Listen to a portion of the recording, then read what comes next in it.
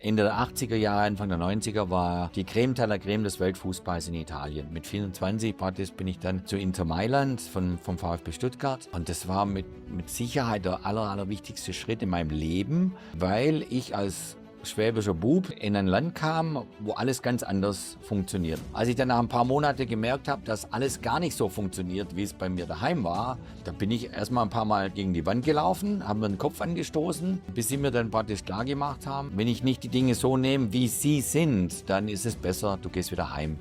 Ich war innerlich natürlich enorm müde, auch nach diesen 2 Jahren. Ich war auch irgendwie ein bisschen überwältigt, emotional, mit dieser enormen Euphorie und dieser Freude und allem. Wir sind noch ein paar Tage in den Schwarzwald gegangen danach, weil wir auf den Yogi gewartet haben, dass er auch Ja sagt. Der Yogi musste sich noch ein paar Tage das überlegen, dass er das auch macht. Jeder Club, jedes Umfeld ist komplett anders. Nur du kriegst die Antworten erst dann, wenn du drin bist. Deswegen musst du es machen. Du musst, wenn der FC Bayern dich anruft, dann musst du da hingehen und musst es ausprobieren. Welcome to the Behind the Athletes Podcast. Jürgen, vielen Dank, dass wir hier sein können. Sehr gerne. Willkommen in Kalifornien. So ein bisschen ein Dorf hier auch, so groß wie es ist. Also ich meine, ich weiß gar nicht, wie viele Millionen Menschen im Großraum Los Angeles leben. Um die 25 Millionen. Ja, Wahnsinn. Also ja. das ist ein Drittel von Deutschland fast. Ich bin aufgewachsen in der Perspektive Deutschland, USA. Das ist eigentlich unverrückbar nebeneinander. Und als ich erzählt habe, dass wir jetzt den ersten Behind the Athletes Podcast in Amerika machen, so in meinem Umfeld, war ich echt überrascht, dass die gar nicht so negativ auf Amerika, aber auch, kannst du einreisen, wie ist es? Am besten muss man doch eigentlich hinfahren, oder? Man muss doch hinfahren und angucken und sich nicht leiten lassen von irgendwelchen Bildern, sondern idealerweise versuchen, Menschen zu treffen. Ja, letztendlich geht es immer um die Menschen, die miteinander zu tun haben.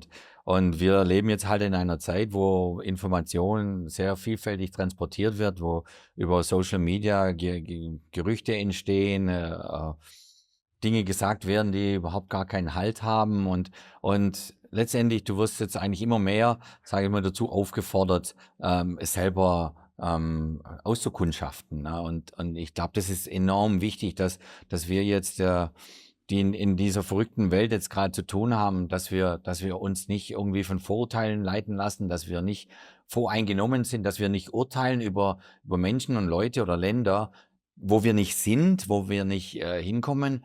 Und weil es tut einem nur Schaden, also beiden Seiten, na, egal wo du hin bist. Ich denke da mal an Katar mit der WM 2022, das in Deutschland kaputt geredet wurde, übelst beleidigt wurde. Und ich habe immer gesagt, da geht doch erst mal dahin. Und ich war schon ein paar Mal in Katar vor der WM. Und die Weltmeisterschaft war fantastisch. Die Freundlichkeit war unglaublich. Es war wirklich ein tolles Erlebnis. Und was hat Deutschland gemacht? Deutschland hat Katar kaputt geredet, hat die Mannschaft mit ins Boot genommen. Sie kamen schon total negativ nach Katar. Die Grundstimmung war negativ. Wenn du mit einer negativen Grundeinstellung in ein Sportturnier gehst, egal in welcher Sportart, dann fährst du immer gleich nach Hause. Genau, das ist passiert. 4 Jahre zuvor ist in Russland das Gleiche passiert. Man wollte den Russen sagen, was sie zu tun und zu machen haben. Und dann ist man da in der Gruppenphase raus dann. Ja, also ich denke, dass es einfach immer wichtig ist, erstmal offen die Dinge anzugehen und dann seine eigenen Erfahrungen macht. Und natürlich, die können auch nicht immer nur positiv sein. Es gibt Ja. auch dann Momente, wo die vielleicht nicht so gut sind. Und Amerika in generell, ich lebe jetzt hier fast 30 Jahre, ist ein Land der Extremen.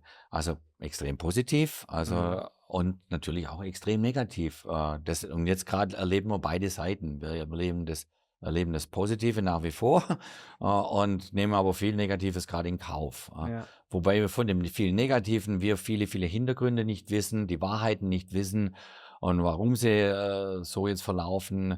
Und das ist natürlich nicht einfach, das einzustufen. Lass mich noch mal kurz, du hast jetzt gerade gesprochen über Katar. Und in Deutschland ist tatsächlich, dann hast du Russland erwähnt, in Deutschland gibt es schon ein anderes Narrativ. Ich habe gerade auch jemanden Bekannter aus dem Sport, der hat gesagt, oh Mensch, wir mussten nach Russland, jetzt müssen wir nach Katar. Jetzt USA und dann Saudi-Arabien 2034. Dazwischen ist ja auch nochmal so eine relativ wilde Konstellation mit, ich glaube, Marokko und Spanien, Portugal, Spanien, ja. Portugal und sogar Und Uruguay noch, ne? ja, man fängt dann in Südamerika. Ja. Ja. Trotzdem, ich glaube, am Ende wollen wir ja trotzdem alle als Deutsche auch ein erfolgreiches Turnier haben. Das heißt, wäre deine Empfehlung jetzt erstmal sozusagen würdest du jetzt Julian und dem ganzen Team empfehlen, blendet das jetzt einfach mal aus, macht euch da keine Gedanken, ist nicht, sondern genießt diese WM. Ich meine, da haben ja viele ihr Leben dann darauf trainiert, da mitmachen zu können, dass man das jetzt einfach mal den Sport genießt. Wäre das so deine Empfehlung, wenn du jetzt da Also einen Tipp geben letztendlich könntest? in dem Bereich, in dem du tätig bist, wenn du jetzt im Sport tätig bist, also jetzt Fußball jetzt auf eine Fußballweltmeisterschaft bezogen, ist nichts anderes als ein Olympiasportler, geht zur Olympiade und ist es jetzt sein Lieblingsort, wo er hingehen würde, möchte er gern nach Peking gehen, möchte er gern egal wohin auf der Welt gehen, um seine Olympiade zu machen. Er muss alles ausblenden. Der Athlet muss fähig sein, die Dinge auszublenden, sich nicht auf irgendwelche falschen Schienen begeben, aus der Politik oder aus anderen gesellschaftspolitischen Themen, sondern du hast ein Ziel und du hast nur vielleicht die eine Möglichkeit, so ein Turnier oder so eine Olympiade dann mitzumachen. Und deswegen ist es mit Sicherheit eine Kunst eines Athleten, eines Top-Athleten, die Dinge auszublenden und sich rein auf seine Materie zu konzentrieren. Und das musst du schaffen. Und wenn du das nicht schaffst als Top-Athlet, dann wirst du früher nach Hause gehen, dann wird es eine Enttäuschung, dann wirst du dem dein Leben lang nachweinen, dieser Möglichkeit. Und das ist einfach schade. Ne? Schade, deswegen, wem immer ich da also ich gebe keine Empfehlung, aber wenn du die Möglichkeit hast, eine Fußball-Weltmeisterschaft zu spielen oder eine Olympiade zu machen, dann nützt diese einmalige Chance, dann mach das allerbeste draus. Und dann musst du halt einfach sagen, dann habe ich jetzt mal mit Politik gar nichts am Hut, ich habe nichts mit anderen Themen zu tun, sondern ich gehe jetzt dahin, egal wo immer auf der Welt, und ich mache das Beste draus. Ne? Wir wurden ja auch Weltmeister in Brasilien, da war ja auch nicht alles toll. Also Entschuldigung, also ich war Nationaltrainer der USA und da haben wir Deutschland gespielt in Recife und da war die ganze Stadt unter Wasser gestanden. Meine Familie konnte gar nicht ins Stadion kommen, weil die Busse nicht mehr gefahren sind und da war Chaos schlechthin. Weil nur Regenfall war und so. Aber trotzdem hat jede Mannschaft da das Beste versucht, aus der Situation zu machen. Und Deutschland wurde Weltmeister, ne, mit diesem Mega-Halbfinalspiel gegen Brasilien. Und deswegen haben wir nur positive Erinnerungen jetzt an Brasilien. Und ich glaube einfach im Vorlauf auf einen großen Wettkampf, auf eine große Möglichkeit, wie jetzt die Fußball-Weltmeisterschaft in Mexiko, USA und Kanada, da darfst du dich nur auf den Sport konzentrieren. Alles andere hast du keinen Einfluss. Du hast ja jetzt nicht irgendwie die Möglichkeit, da was dran zu ändern an der Situation, ob du die magst oder nicht magst. Ne? Und deswegen wünsche ich mir nur von Herzen, dass Deutschland hierher kommt und sagt, wir sind jetzt hier, um Weltmeister zu werden. Es wird ein Marathon, weil das Turnier 5,5 Wochen gehen wird. Das ist die längste Weltmeisterschaft aller Zeiten, die größte, weil es mit 48 Mannschaften zum ersten Mal ist. Und natürlich auch die Entfernungen, wenn du dann von A nach B nach C musst, weil dieses Land so groß ist oder die Länder mit Mexiko und mit Kanada einbezogen. Das wird ein Mega-Stress. Und Temperaturen auch, ne? Also Deutschland spielt ja von Houston über Toronto nach New Jersey, ist auch ein Thema. Temperaturen werden brutal. Ja, das wird schon, das wird richtig anstrengend. Lass mich da mal einhaken, weil du hast eben gesagt, wir haben Brasilien jetzt alle so positiv in Erinnerung. Trotzdem erinnere ich mich noch, dass erstmal die Berichterstattung in Deutschland, es gab unglaublich viele Reportagen über die Favelas, über Leute, die umziehen müssen, also neigen wir, jetzt gestern hat Werder Bremen bekannt gegeben, dass sie nicht ihre USA-Tour machen. Du hast ja auch eben gesprochen, es wird immer viel, ne, gibt viel Medien, es wird viel erzählt. Werder Bremen hat gesagt, sie machen ihre USA-Tour nicht, weil sie nicht mit sozusagen das nicht mit ihren Werten im Moment übereinbringen können. Sollten wir nicht, oder ist das vielleicht auch was du so an dieser Schnittstelle, dass man vielleicht auch auf die positiven Sachen guckt, weil man kann jetzt ja auch in die USA fahren und sagen, ich spiele die WM und es gibt ganz, ganz viele positive Dinge und ich fokussiere mich vielleicht im ersten Schritt erstmal auf die positiven Dinge, während wir in Deutschland dazu neigen, immer erstmal 10 Reportagen über die ganzen Probleme zu machen. Ja, ich finde es schade, so eine Entscheidung zum Beispiel, weil ich glaube, die Fans von Werder Bremen hier in den USA, und da gibt es mit Sicherheit einige, oder der Bundesliga generell, die hätten sich riesig gefreut auf eine Tour von Werder Bremen und ein paar Freundschaftsspiele, die sie damit machen. Letztendlich, sie wollen damit eine Botschaft senden. Ich kann das nachvollziehen, also weil jeder ja halt seine eigene Blickweise hat, ne? Aber ich denke mir immer, ich kann mir erst eine Blickweise wirklich machen, wenn ich da bin, wenn ich weiß, Mhm. jetzt bist du extra nach Kalifornien gekommen, um den Podcast zu machen. Jetzt kriegst du ein Stück, sage ich jetzt mal, Südkalifornien mit, die paar Tage. Und ich hoffe, dass du mit einem positiven Eindruck heimfliegst. Ne? Ich weiß aber auch nicht, ob vielleicht morgen hier in Süd-Los Angeles irgendwie der Bär brennt, irgendwas passiert, ne? Weil hier passieren natürlich auch viele Dinge jeden Tag und ich wünsche es dir nicht. Ne? Also ich hoffe, dass du dann wieder im Flieger sitzt und sagst, das hat echt Spaß gemacht, das war klasse, ich habe ein paar nette Leute kennengelernt und es war eine positive Erfahrung, die ich gemacht habe.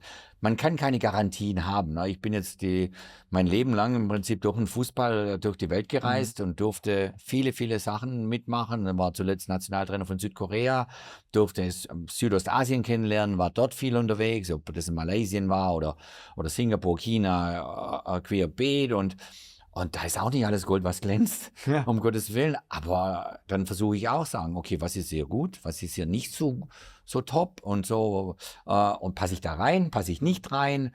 Deswegen, also ich glaube, die Diskussion wird erst dann lebhaft, wenn du es selber ausprobiert hast. Wenn du selber gesagt hast, ich bin jetzt in Katar gewesen und ich war jetzt 5-mal in Katar oder 6-mal. Und ich glaube schon, dass ich jetzt ein bisschen einen Eindruck habe von den Leuten, mit denen ich geredet habe und so, was gut und was nicht so gut ist. Und da wünsche ich mir halt manchmal ein bisschen mehr Offenheit und mehr Lockerheit, es erst auszuprobieren und dann zu urteilen. Mhm. Du hast es eben schon richtig gesagt. Also wenn man sich mit deiner Karriere beschäftigt, deswegen wollte ich das auch unbedingt so gerne mit dir machen, weil es gibt kaum einen deutschen Menschen im Sport, der so viel wie du gesehen hat. Was die Rolle betrifft, als Spieler, als Trainer, im Management. Du hast so viele unterschiedliche Länder gesehen. Du reist jetzt, glaube ich, gerade auch wieder für die FIFA auch um die Welt und bist dann im Technical Committee bei der WM. Wir kommen gleich auch nochmal in Ruhe auf die WM natürlich. Also so viel. Was ist denn du hast in deiner Karriere schon so viele Länder gesehen. Was ist so deine Triebfeder? Weil eigentlich würde man ja sagen, Mensch, deine Eltern hatten eine Bäckerei in Schwaben, das ist fast so ein bisschen die Antidote, auf Englisch gesagt, zu deiner schwäbischen Herkunft, um jetzt mal Klischees zu bedienen. Was ist die Triebfeder bei dir, immer wieder Neues zu machen? Also Triebfeder, ja, ich glaube, du bist ja immer ein Kind deines Umfeldes. Und mein Umfeld ich habe 3 Brüder, die waren stets neugierig, trotzdem sind sie in der Ecke Stuttgart geblieben, in verschiedenen Berufen tätig. Und ich bin in einer Bäckerei aufgewachsen, habe auch den Bäckerschein gemacht, den Gesellenbrief und so. Und hatte einen Vater, der nach dem Zweiten Weltkrieg geflüchtet ist von der Ostseite Mhm. und dann praktisch in der Stuttgarter Ecke meine Mutter kennengelernt hat. Und der sagte mir irgendwann mal, da war ich noch, ich weiß nicht, 14, 15, 16 oder so, sagte mir irgendwann mal, dass er, ich sehe das bei dir, du musst irgendwann raus, du musst raus, du musst die Welt sehen. Du willst alles wissen, du bist immer neugierig. Und ich habe ihn auch wahrscheinlich dann nur mit großen Augen angeschaut, aber so war es dann auch. Ne? Mich hat es relativ früh schon irgendwie immer weggezogen. Ich weiß nicht, was der Grund dafür ist, also weil ich mich ja in Stuttgart auch sehr, sehr wohl gefühlt habe. Aber irgendwie war immer dieser Wunsch da, ja, wie ist das Land, wie ist jenes Land, wie denken die da? Also für mich Reisen ist eigentlich immer Abenteuer. Also wenn ich jetzt nächste Woche wieder im Flieger sitze und muss nach Düsseldorf für einen Tag, gehe nach Cesena, Italien, um den Sohn zu sehen für einen Tag, dann bin ich 4 Tage kurz weg. Und trotzdem ist es ein kleines Abenteuer, Mhm. weil irgendwie mich immer angetrieben hat, die Frage, ja, wie ticken denn die dort, ne? Mhm. Die anderen, die Leute. Und das hat mir immer so viel Spaß gemacht und auch Erfahrung mitgegeben. Ich habe viel gelernt. Ich glaube, der wichtigste Schritt in meiner Karriere, eigentlich in dem Sinne, Sportlerkarriere, war der Schritt nach Italien. Also ich wurde mit 24 praktisch bin ich dann zu Inter Mailand vom VfB Stuttgart. Und das war mit Sicherheit der allerwichtigste Schritt in meinem Leben, weil ich als schwäbischer Bub, sage ich jetzt mal, in ein Land kam, wo alles ganz anders funktioniert, alles ganz anders läuft. Der Italiener ist der Italiener und er denkt anders, er lebt anders, er macht die Dinge anders. Und ich da kam natürlich dennoch typisch schwäbischer Bub mit der Erwartung, das muss ja schon so funktionieren wie auch in Deutschland, ne? Ah ja. Wie bei uns daheim. Ne? Als ich dann nach ein paar Monaten gemerkt habe, dass alles gar nicht so funktioniert, wie es bei mir daheim war, da bin ich erstmal ein paar Mal gegen die Wand gelaufen, habe mir den Kopf angestoßen, bis sie mir dann praktisch klargemacht haben, die Mitspieler bei Inter Mailand, dass wenn ich nicht die Dinge so nehme, wie sie sind, die Italiener, dann ist es besser, du gehst wieder heim. Was waren so, erinnerst du dich an so ein, zwei oder eine Sache, wo du so besonders mitzukämpfen Ja, da hattest? gab es eine kleine Geschichte. Die Waschmaschine war kaputt und ich habe einen Handwerker angerufen und der sagte, ja, bin morgen da. Er kam halt morgen nicht. Und er kam halt 3 Tage später. Und nach 3 Tagen kam er. Er kam und dann typisch deutsch, meiner Auffassung, habe ich dann gleich ein bisschen eingegeben. Ich sage, Moment mal, du hast ja gesagt vor 2 Tagen, dass du da bist. Ich warte jetzt schon die ganze Zeit. Und dann hat er mich mit großen Augen angeschaut und hat gesagt, also willst du jetzt, dass ich deine Waschmaschine repariere oder willst du nicht, dass ich sie repariere? Und er sagt, ja, da hat er eigentlich recht. Ne? Ich möchte schon, dass du die Waschmaschine reparierst. Ne? Und das habe ich am nächsten Tag, die kleine Geschichte, habe ich in der Kabine meinen Mitspielern, in meinem schlechten Italienisch, damals versucht zu erklären, weil es war für mich halt ein großes Fragezeichen. Und da kommt einfach 2 Tage später, 3 Tage später. Und da sagte daraufhin ein Mitspieler zu mir vor der Mannschaft, vor meinen Mannschaftskollegen, sagt er, pass auf, ist ganz einfach, Jürgen. Entweder du nimmst uns so, wie wir sind, oder gehst wieder nach Hause. Weißt du noch, wer es gesagt hat? Nein, ich weiß nicht mehr. Ja. Aber ich weiß nur noch, dass ich so entblößt war und wahrscheinlich auch knallrot am Kopf war. Ich musste mich da erstmal hinsetzen. Der sagt praktisch, entweder ich nehme sie so, wie sie sind, oder ich soll wieder nach Hause gehen. Und dann habe ich mir das eine Minute, 2 überlegt und dann kam ich drauf, dass der eigentlich total recht hat. Ne? Ich bin ja Gast hier. Ich bin Gast, ich darf in Italien Fußball spielen. Also einer der 3 ausländischen Plätze, die da vergeben wurden damals. Der hat sowas von recht. Ne? Also entweder ich denke jetzt komplett um oder es wird nichts. Es wird nichts. Also fußballerisch war es gar kein Thema, da habe ich keine Probleme gehabt. Und ich glaube, dieser Schritt war dann der allerwichtigste. Dann habe ich gemerkt, also wenn ich immer die Leute so nehme, wie sie sind, mit allen Ecken und Kanten, dann geht es mir auch viel besser. Und so bin ich dann weitergezogen, von Italien nach Frankreich, von Frankreich nach England, mal kurz wieder zurück nach Deutschland, dann wieder weiter. Und dann bin ich in Amerika gelandet, weil ich meine Frau in der Schweiz kennengelernt habe, zum Ende der Karriere hin. Und dann haben wir uns entschlossen, dann hierher zu kommen, weil wir gesagt haben, die Kinder sollen in der Nähe von der Familie aufwachsen, entweder meiner Familie, das wäre Stuttgart gewesen, oder ihrer Familie, das heißt dann südlich von Los Angeles. Und dann haben wir gesagt, dann gehen wir nach Los Angeles, also kommen wir hierher. Und im Nachhinein war das alles richtig, obwohl natürlich der Draht nach Deutschland, der Heimat, nach wie vor für mich auch so, der emotionale Heimat ist nach wie vor Schwaben, dann ist nach wie vor Stuttgart. Und dennoch war das komplett richtig, dass die Kinder hier groß geworden sind und dann ihren eigenen Antrieb bekamen. Und ja, aber die wichtigste Lektion, die habe ich von den Italienern bekommen. Mhm.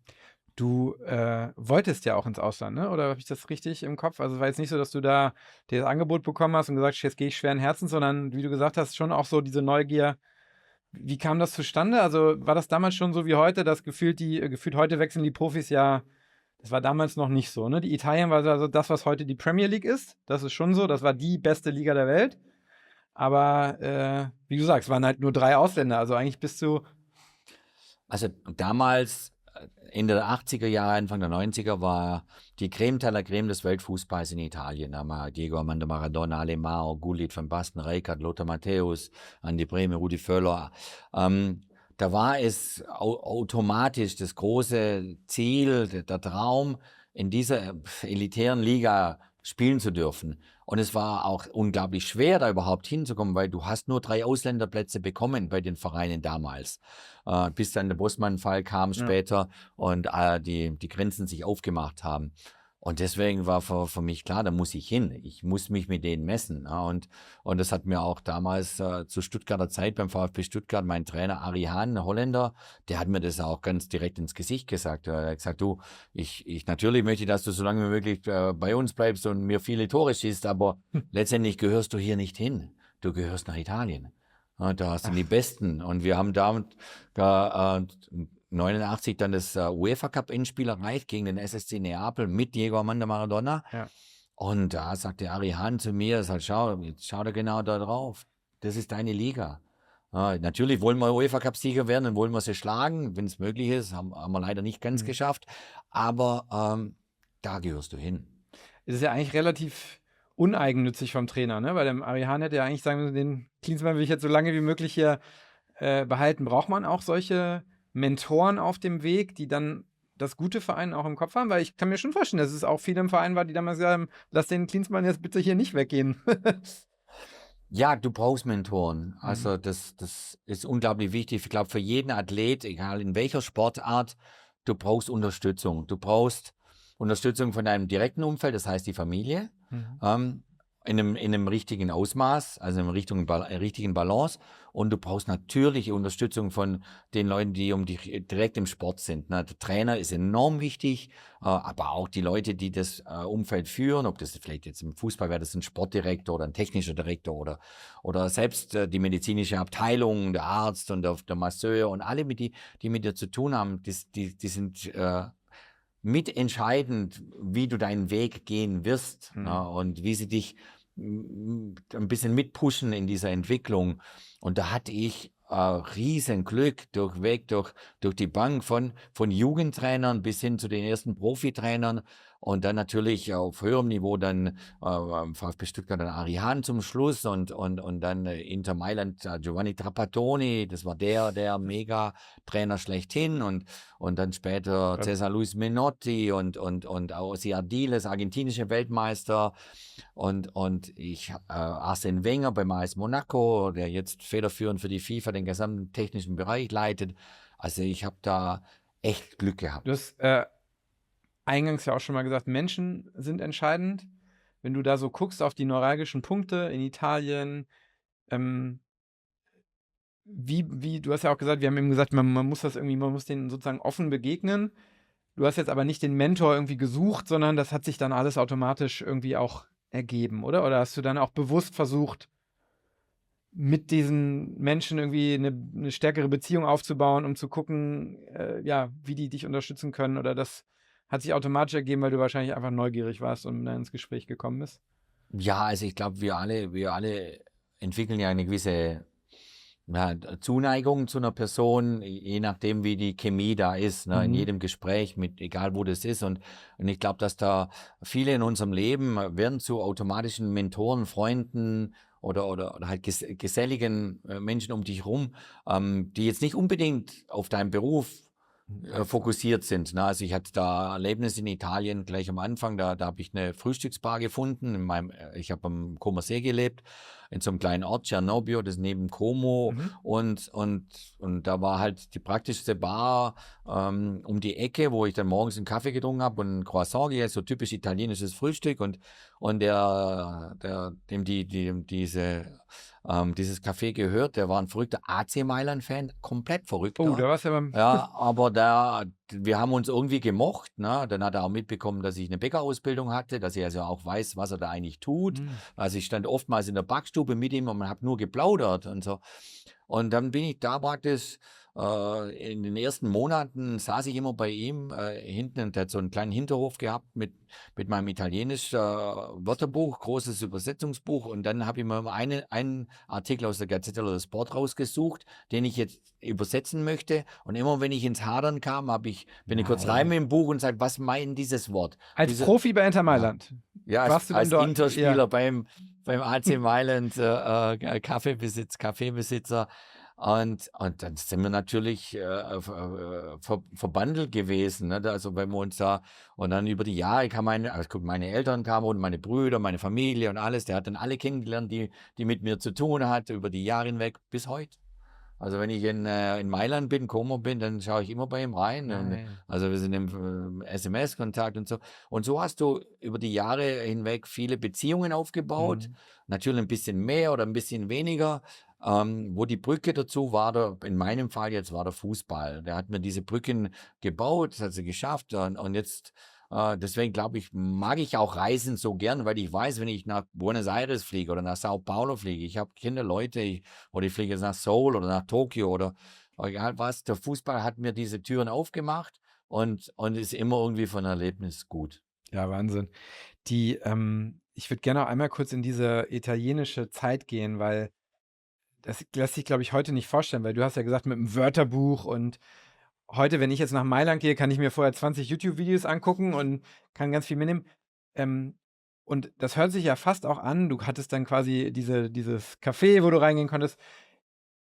Würdest du sagen, heutzutage in dieser schnellen Welt, in der wir ja leben, wir leben in einer extrem schnellen Welt, hat man überhaupt vielleicht zu wenig Zeit, weil alles gefühlt so effizient und schnell oder hast du heute noch das Gefühl, dass man eigentlich Zeit hat für diese Momente, um Sachen auf sich zukommen zu lassen und so wirklich einzutauchen? Also ich denke schon, dass du heute nach wie vor die Zeit hast. Ne? Also jeder ist ja getrieben in einer anderen Geschwindigkeit. Ne? Der eine macht es lieber so und der andere mag es lieber so. Aber ich habe erlebt gewisse Dinge in der Ähnlichkeit jetzt bei unserem Sohn Jonathan, der spielt 2. Liga in Italien, er ist ein Torwart, ist jetzt seit 2 Jahren bei Cesena dort unter Vertrag. Und er hat ähnliche Dinge jetzt erlebt, wie ich eigentlich in Mailand. Ne? Also er musste ja auch dann natürlich Italienisch anfangen zu lernen, musste in die Schule gehen, Unterricht nehmen, hat sich seine Lieblingscafés dann rausgesucht, seine Lieblingsrestaurants, baut sich die Beziehungen auf in dieser Ecke und ja, erlebt es in einer ähnlichen Form und es prägt ihn natürlich jetzt auch. Ne? Er ist auch relativ früh außer Haus gegangen, also er war schon mit 18 an der Uni hier, Uni Berkeley, und dann ist er da nach 2 Jahren, weil er Junior-Nationaltorwart war, wurde gesichtet bei der U20-WM in Südkorea, lustigerweise Südkorea, wo ich dann später wieder hingehe ja, und jetzt macht er seine Profijahre durch, erlebt vieles aus seiner eigenen anderen Blickweise. Und dann, wenn wir uns treffen und diskutieren, dann bin ich natürlich super neugierig zu hören, wie er all dieses empfindet, wie er den Italiener empfindet, wie er diese Ecke empfindet. Und der kennt sich jetzt in Italien nach knapp 2 Jahren viel, viel besser aus als ich nach vielen Jahren. Ermutigst du ihn auch dazu? Weil ich glaube, das Bild vom Fußballer, der irgendwo anders ist ja eher, man hört die Fälle von ich weiß noch, glaube Dembélé in Dortmund, der ist quasi aus seinem Haus ausgezogen und hat quasi die Pfanne auf dem Tisch stehen lassen und war weg und kannte quasi gar keinen. Ermutigst du auch dann Jonathan dazu zu sagen, hey, das ist auch neben dem Fußball eine Chance für dich persönlich? Dann ja, aber da musste ich ihn eigentlich nie ermutigen, weil er ist schon, also früh raus an die Uni, da war er schon außer Haus. Dann ist er zur Hertha Berlin, 2 Jahre Ausbildung. Dann war er da schon praktisch ganz alleine in Berlin für 2 Jahre. Natürlich jetzt Berlin ist total international, war in der Mitte Berlin und da sprechen mehr Leute Englisch als dann Deutsch noch und so. Fantastisch. Ne? Und dann ging er in die Schweiz für ein Jahr, kam wieder hierher für 3 Profijahre bei Los Angeles Galaxy und jetzt ist er seit 2 Jahren in Italien. Aber er hat im Prinzip jetzt schon so viel, sage ich jetzt mal, Dinge erlebt, auch mit verschiedenen Kulturen, Mentalitäten, Menschen, dass er also der könnte jetzt im Prinzip, egal wo auf dem Planeten, hingehen, weil ich weiß, der wird es meistern, der weiß jetzt, um was es geht und wie er sich auch zu fokussieren hat auf das Wesentliche, sprich seinen Beruf, also sprich ein guter Torwart zu sein. Und das ist einfach spannend und ich glaube, dass der Sport dir halt da doch schon viel hilft und viele Türen öffnet und viele Möglichkeiten gibt, solche Sachen zu erleben, weil wenn ich jetzt nicht Sport gemacht hätte, also wenn ich Fußballer geworden wäre, dann wahrscheinlich hätte ich jetzt eine ganz andere Vita erlebt. Aber ich glaube, die Neugier hätte dich dann auf anderem Weg durch die Welt geschickt. Vielleicht wärst du Pilot geworden. Wäre ich auch, ja. Das war eigentlich mein Kindheitstraum. Mein Kindheitstraum war, Pilot zu werden. Ja, das ist ja auch interessant. Du fliegst seit 15 Jahren Helikopter. Ja. Und das weiß in Deutschland eigentlich keiner. Dürfen wir dieses Video R. Klinsmann, das ist 12 Jahre alt, dürfen wir das verlinken im Podcast? 12 Jahre. Ja, logisch. Das ist ein super Video. Das hat der US-Verband damals gemacht.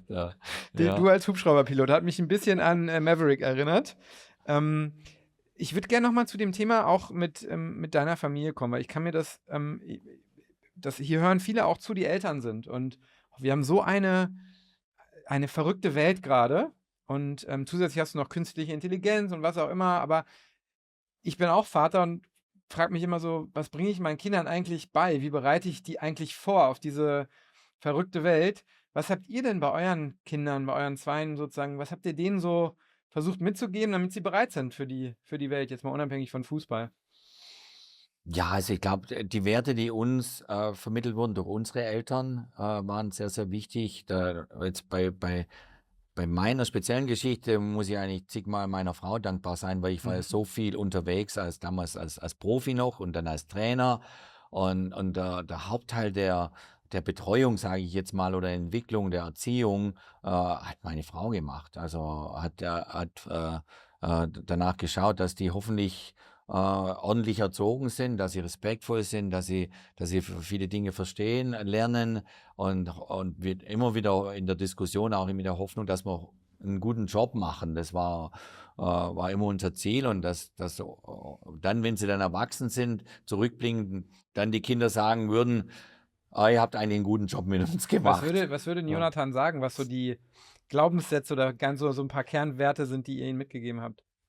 Ja, also Muss ich mal zum Podcast nach Cesar nachfragen? ja, nein, ich denke, alle Eltern wissen der Verantwortung, dass irgendwann werden wir immer alle dran gemessen, was aus unseren Kindern wurde, hoffentlich. Mhm. Ne? Das ist irgendwie, also wir wünschen uns ja alle, dass sie in erster Linie gesund sind, dass sie respektvoll sind, dass sie Achtung haben, dass sie dem Gegenüber in die Augen blicken und ehrlich sind.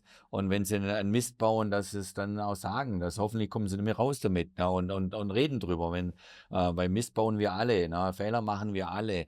Und das ist glaube so die generellen Wünsche der Eltern ist dass wir Kinder hochziehen oder hochbringen, dass die dann mitten im Leben stehen und Kraft haben, schwierige Perioden dann auch zu überwinden und wenn dann irgendwann mal überall Zweifel kommen, dass sie hoffentlich an der Tür klopfen und sagen, ich hab da jetzt ein Problem, dass sie mit Problemen dann wieder zu einem zurückkommen, wenn es denn so wäre. Und ich glaube, da sind wir nicht anders als alle anderen.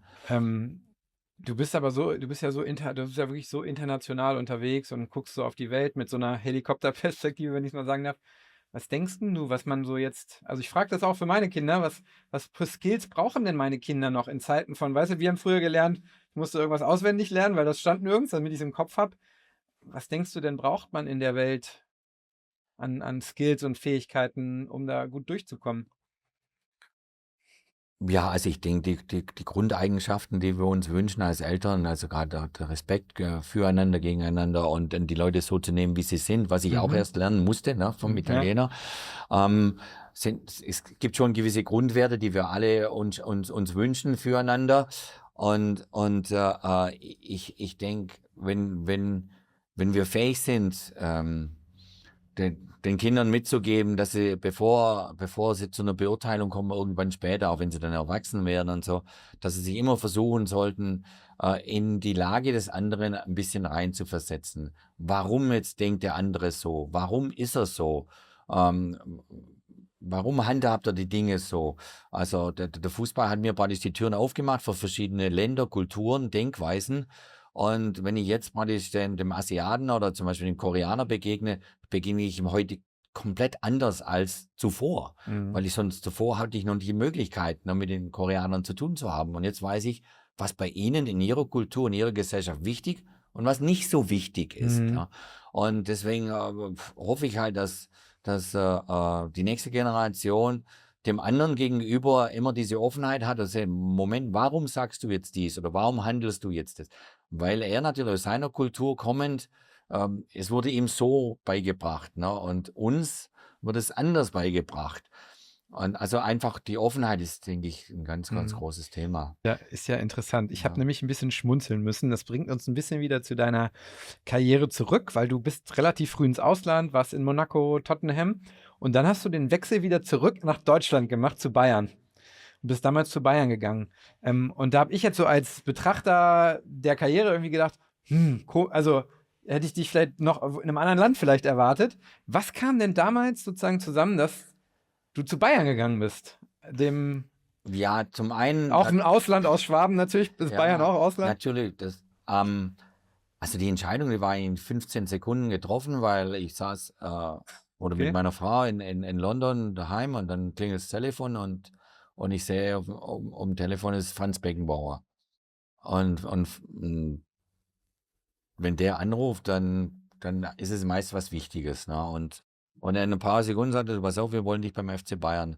Na, Otto Rehhagel wird neuer Trainer und der hat dich auf der Liste ganz oben. Und damit war es eigentlich schon entschieden. Weil zum damaligen Zeitpunkt Tottenham so gern ich dort war und auch so herzverbunden ich mit dem Club nach wie vor bin, hat mir keine Chance gegeben auf den Titel. Also nicht mal europäisch zu spielen, weil wir hatten eine Mannschaft, die war halt mal so Platz 6 bis 10. Und da waren wir auch sehr, sehr realistisch. Das war so die Reichweite von Tottenham zu dem damaligen Zeitpunkt. Und dann war es für mich klar, ich war so langsam zum Ende der Karriere, also nicht zum Ende, aber ich war schon knapp 30. Ja. Also, wenn du noch was gewinnen willst, wenn du ein paar Titel einfahren willst, dann musst du Aber du hin. bist in der Mannschaft übrigens Englands Fußballer des Jahres auch geworden, ne? Also nicht in Ja. der. Ja, und ich habe mal auch wirklich ein bisschen auf dem, ja, wie sagt man da, auf dem Zenit gefunden, sportlich jetzt reingesehen. Ich habe gemerkt, ich bin jetzt gerade richtig gut drauf. Also das kommt jetzt alles zum richtigen Zeitpunkt. Da ist dann der Franz der Anruf und sagt, wir wollen dich beim FC Bayern. Dann hat es für mich einfach bedeutet, ich darf noch um die Titel spielen. Ich darf Champions League spielen. Ich darf natürlich um die deutsche Meisterschaft spielen und ohnehin der Franz für uns alle Spieler, die unter Franz gespielt haben, er war unser Mentor. Also das war sein ganzes Leben lang und deswegen kam es zu diesem Schritt und da kam es dann halt zu, ja, ich sag mal, zu Aneckungen, weil ich gemerkt habe, ja, es ist aber schon alles ein bisschen extrem. Damals war es der FC Hollywood Genau. und auch schon die Stimmung in der Kabine, da war natürlich viele Stars und sportlich gesehen gar kein Problem, war alles top. Also habe mich auch gleich eingefunden. Trainer kanntest du noch, ne? Ja, Trapattoni? nein, Das war erst da war Rehhagel erst dann. Otto Ja, Rehhagel, war auch absolut Top-Trainer, absolut fantastischer Mensch. Aber alles, was drumherum halt ablief, hatte nicht mit dem Produkt Fußball dann zu tun. Ne? Das war halt eine Medienstadt an sich, München, und dann diese ganze Verkaufsmaschinerie, FC Hollywood, wie wir es dann auch überall mal sehen durften. Das hat mich schon ein bisschen aufgefressen dann. Und dann habe ich mir halt oft auch dann mit meiner Frau Debbie halt gefragt, du, ist es der Platz, wo wir hingehören? Ist das alles richtig? Ist das falsch? Was haben wir jetzt, wenn wir was falsch gemacht haben, was haben wir falsch gemacht und so? Und so kam es dann halt nach 2 Jahren dann die Entscheidung zu sagen, dann bin ich dann zum Franz und zum Uli Hoeneß und habe gesagt, ich möchte wieder weiter. Ich glaube, ich passe hier nicht her. Ne? Und obwohl sportlich, wir wurden Europacup-Sieger, wir wurden Deutscher Meister. Aber irgendwie habe ich mich nicht, ich konnte mich nicht da in die Balance bringen. Irgendwie war alles ein bisschen aus der Balance und das haben die dann auch, ja, sie haben es geschluckt, sie haben es eingesehen, ob sie damit einverstanden waren oder nicht. Aber bei mir ist es dann halt so, wenn ich eine Entscheidung treffe, dann ziehe ich sie auch durch. Ja, aber es war eine unglaubliche Lebenserfahrung, die ich da sammeln durfte, machen durfte. Und dann bin ich wieder kurz nach Italien und habe die Karriere dann bei Tottenham dann beendet. Aber das sind dann Erlebnisse, wo man dann später denkt, wie ist das eigentlich alles passiert? Was ist alles passiert? Und war das richtig, war das falsch?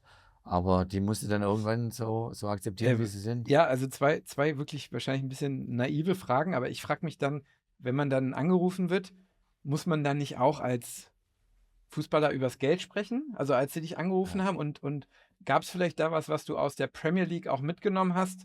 Weil du hast ja auch immer über diese Ausbildung nebenbei, was du noch so gelernt hast. Du warst ja immer sehr neugierig, wo du gesagt hast, habe ich vielleicht dann aus der Premier League auch mitgenommen und so von dieser wirtschaftlichen Seite, weil die fing ja gerade an, so das total zu professionalisieren, ne? Ja, also zum einen wenn man zum FC Bayern kommt oder damals praktisch diesen Anruf erhält, dann weiß man, dass man finanziell auf der guten Seite ist. Na, sie werden dir ein Gehalt anbieten, das Ah ja. top ist als Fußballer des Jahres Englands, als Nationalspieler. Also da hatte ich überhaupt gar keine Zweifel. Da gab es auch gar keine Verhandlungen. Die haben ein Angebot gemacht und ich habe gesagt, ja, super. Das ist weit über dem, was ich bei Tottenham bekomme. Bei Tottenham habe ich da eine Erfahrung machen dürfen, sage ich jetzt mal, eigentlich zufällig, dass ich da hinkam. Und die Premier League hat in dem Jahr, also 94, 95, zum ersten Mal eingeführt, dass es höhere Nummern außerhalb dieser 1 bis 11 Nummerierung gibt, wo jeder seine Nummer wählen darf und die über das ganze Jahr dann hinweg trägt mit seinem Namen. Das wurde da eingeführt in dieser Saison 94, 95, als ich zu Tottenham kam. Und da haben sie mich gefragt vor Beginn der Saison, okay, was möchtest du denn für eine Nummer? Und ich war total überrascht. Jetzt sagte ich nehme die 18, weil ich bei der Nationalmannschaft, immer bei den Nationalmannschaftsturnieren, die 18 hatte, weil der Rudi Völler die 9 hatte. Na, okay. Das war der einfache Grund. Als ich damals praktisch die 18 zum ersten Turnier, Europameisterschaft 98, durfte ich mein erstes Turnier machen, hätte ich natürlich auch gern die 9 gehabt, aber die hat ja der Rudi gehabt. Also die kriegst du nicht. Und dann habe ich gesagt, gut, 9 und 9 ist 18, dann nehme ich halt die 18. Okay. Pragmatisch. Und dann habe ich Tottenham gesagt, also die 18, weil ich die bei der Nationalmannschaft hatte. Und ich sage, ja, okay, dann verkaufen wir die 18 mit dir. Und dann ist es passiert, dass nachdem ich bei Tottenham zugesagt habe, das war auch eine Verhandlung, die hat nur 2 Stunden gedauert in Monte Carlo, damals, als ich vom AS Monaco dann praktisch wegging. Dann hat Monte Carlo, Arsene Wenger war damals der Trainer, ich gesagt, wenn sie uns, wir waren 30 schon, wenn sie uns 2 Millionen geben, dann machen wir den Deal, weil du willst ja weg, du willst ja gehen. Dann sind wir zufrieden, alles gut. Und dann ist halt passiert, dass die bei Tottenham das Trikot mit der Nummer 18 innerhalb von 10 Tagen über 2 Millionen praktisch eingenommen haben. Also die hatten meine Ablösesumme innerhalb von 10 Tagen, bevor die Saison überhaupt losging. Und dann habe ich zu mir gesagt, du bist ein schöner Depp, ne? Als Schwabe. Ne? Da hättest du dir eine Provision reinschreiben müssen. Ja. Ne? Das habe ich dann beim FC Bayern gemacht. Ach, Also zum FC Bayern dann kam, da habe ich gesagt, Uli, aber ein Ding habe ich noch. Ich bin mit allem einverstanden, aber ich hätte gern einen kleinen Prozentsatz am Verkaufen eines Trikots, wenn ihr das auch so macht dann. Also praktisch die Bundesliga hat dieses Beispiel Premier League dann nach dem einen Jahr übernommen, weil sie das mitbekommen haben, was da mit dem Trikotumsatz passiert ist in der Premier League. Und dann wurde es 95 eingeführt in der Bundesliga. Und dann kam praktisch mein Bayern-Trikot, dieses blau-rote damals, mit der Nummer 18 auch zustande. Und da durfte ich dann einen kleinen Prozentsatz mitnehmen vom und das FC haben Bayern. die dann, vor so einem Uli Hoeneß hätte ich dann Angst, entweder sage ich was und der reißt an den Kopf, aber der hat gesagt, nee, ist in Ordnung, oder? Total. Ach ja. Weil Uli Hoeneß für alles, was wirtschaftlich rentabel ist, für ihn und für die andere Seite, da ist er natürlich dafür zu haben. Also der Uli ist ja ohnehin phänomenal, was all diese Business-Ideen angeht, ne? Und da bin ich auf offene Ohren sofort gestoßen, habe gesagt, ich bin mit allem einverstanden, was ihr da offeriert, aber ich hätte halt gern noch ein Trikot. Und bin ich ihm lange dankbar. Weißt du noch, wie viele Millionen mit dem Trikot umgesetzt wurden dann? Ja, schon. Also das wäre Ja? eine gute Frage von Uli. Nein, das Trikot, das hat schon dann, also ich kam ja dann auch als Englands Fußballer des Jahres und ich habe mich so riesig gefreut, das war dann schon, mit meinen Mitspielern, Lothar Matthäus und Mehmet Scholli und alle mitführen praktisch im Verkauf. Und ich durfte ja da vor über einem Monat da an einem Legendenturnier teilhaben in München, wo viele ältere Generationen praktisch gespielt haben im Hallenturnier. Und das Lustige war, oder das Schöne war eigentlich, ich habe viele Trikots mit der 18 gesehen in der Halle. Ja. Das war wirklich toll, also weil hast viele Familien kamen zu diesem Hallenturnier und du hast dann gesehen, da war der Großvater mit dem Vater, mit den Kindern und so. Und viele hatten das Bayern-Trikot mit der 18 an und das hat mich schon riesig gefreut. Man kann sich das ja heute gar nicht mehr vorstellen, wenn man an diese großen Fußballorganisationen denkt, Man City und Paris und so, dass da so ein Deal abläuft, der Franz ruft dich an, ihr entscheidet, ihr kommt, dann kommst du noch mit so einer spinnerten Idee, ich möchte plötzlich Kommission haben. Der Uli Hoeneß sagt, okay. Gleichzeitig ist es so ein bisschen so, man hat so das Gefühl, dass diese Persönlichkeiten so ein bisschen aus dem Fußball verdrängt werden. Also diese Bauchmenschen, die entscheiden, weil alles so datengetrieben, alles so Prozess und organisiert ist, also noch mehr als, man sagt ja, es muss als Unternehmen geführt werden. Ist das auch dein Eindruck, dass so Persönlichkeiten wie vielleicht ein Uli Hoeneß, der hat ja jetzt einfach qua Hausmacht natürlich, hatte der seine Berechtigung, aber ich glaube sozusagen auch bei Bayern ist es ja so mittlerweile, das ist ein Riesenunternehmen und glaubst du, dass solche Leute heute vielleicht ein bisschen verdrängt werden, fast ein bisschen in Organisationen und aber eigentlich gebraucht werden? Also ich denke, dass solche Leute, die aus dem Sport kommen und dementsprechend auch viele Entscheidungen ein bisschen mehr aus dem Bauch heraus machen als rational jetzt basierend auf irgendwelchen Dateninput oder informativen Input, dass die eigentlich heute noch wichtiger sind als sogar damals. Naja. Und ich wünsche mir nur, dass ihnen auch die Möglichkeit gegeben wird, ihr Input in den Vereinen oder in den Verbänden nach wie vor zu geben, weil natürlich mit der Entwicklung, dass mittlerweile so viel Geld im Umlauf ist im Profisport und vor allem im Profifußball, dass immer mehr praktisch Leute reindringen, die alles praktisch mit Nummern versehen. Und der Fußball aber ist unglaublich viel Intuition, er ist unglaublich viel Kreativität, er ist eigentlich mehr eine Kunst an sich. Und wenn wir da diese Leute verlieren, immer mehr, die eigentlich dieses Bauchgefühl haben, wie ein Uli Hoeneß oder ein Rummenigge oder ein Michael Zorg und ein Sebastian Kehl, diese Leute, dann wird mir nicht so wohl um die Zukunft des Fußballs, weil bei der Einschätzung von Talent, das was jetzt aufwächst an Kindern und an Nachwuchstalent, ne, du brauchst dieses Bauchgefühl, um dieses Talent einzustufen. Ne? Also Nummern oder Statistiken werden dir diese Bestätigung nicht geben können, ob das wirklich der nächste Ronaldo wird oder der nächste kleine Messi wird oder der nächste Musiala wird. Du brauchst ja diese Leute, die aus der Praxis kommen. Die sind fundamental für den Sport.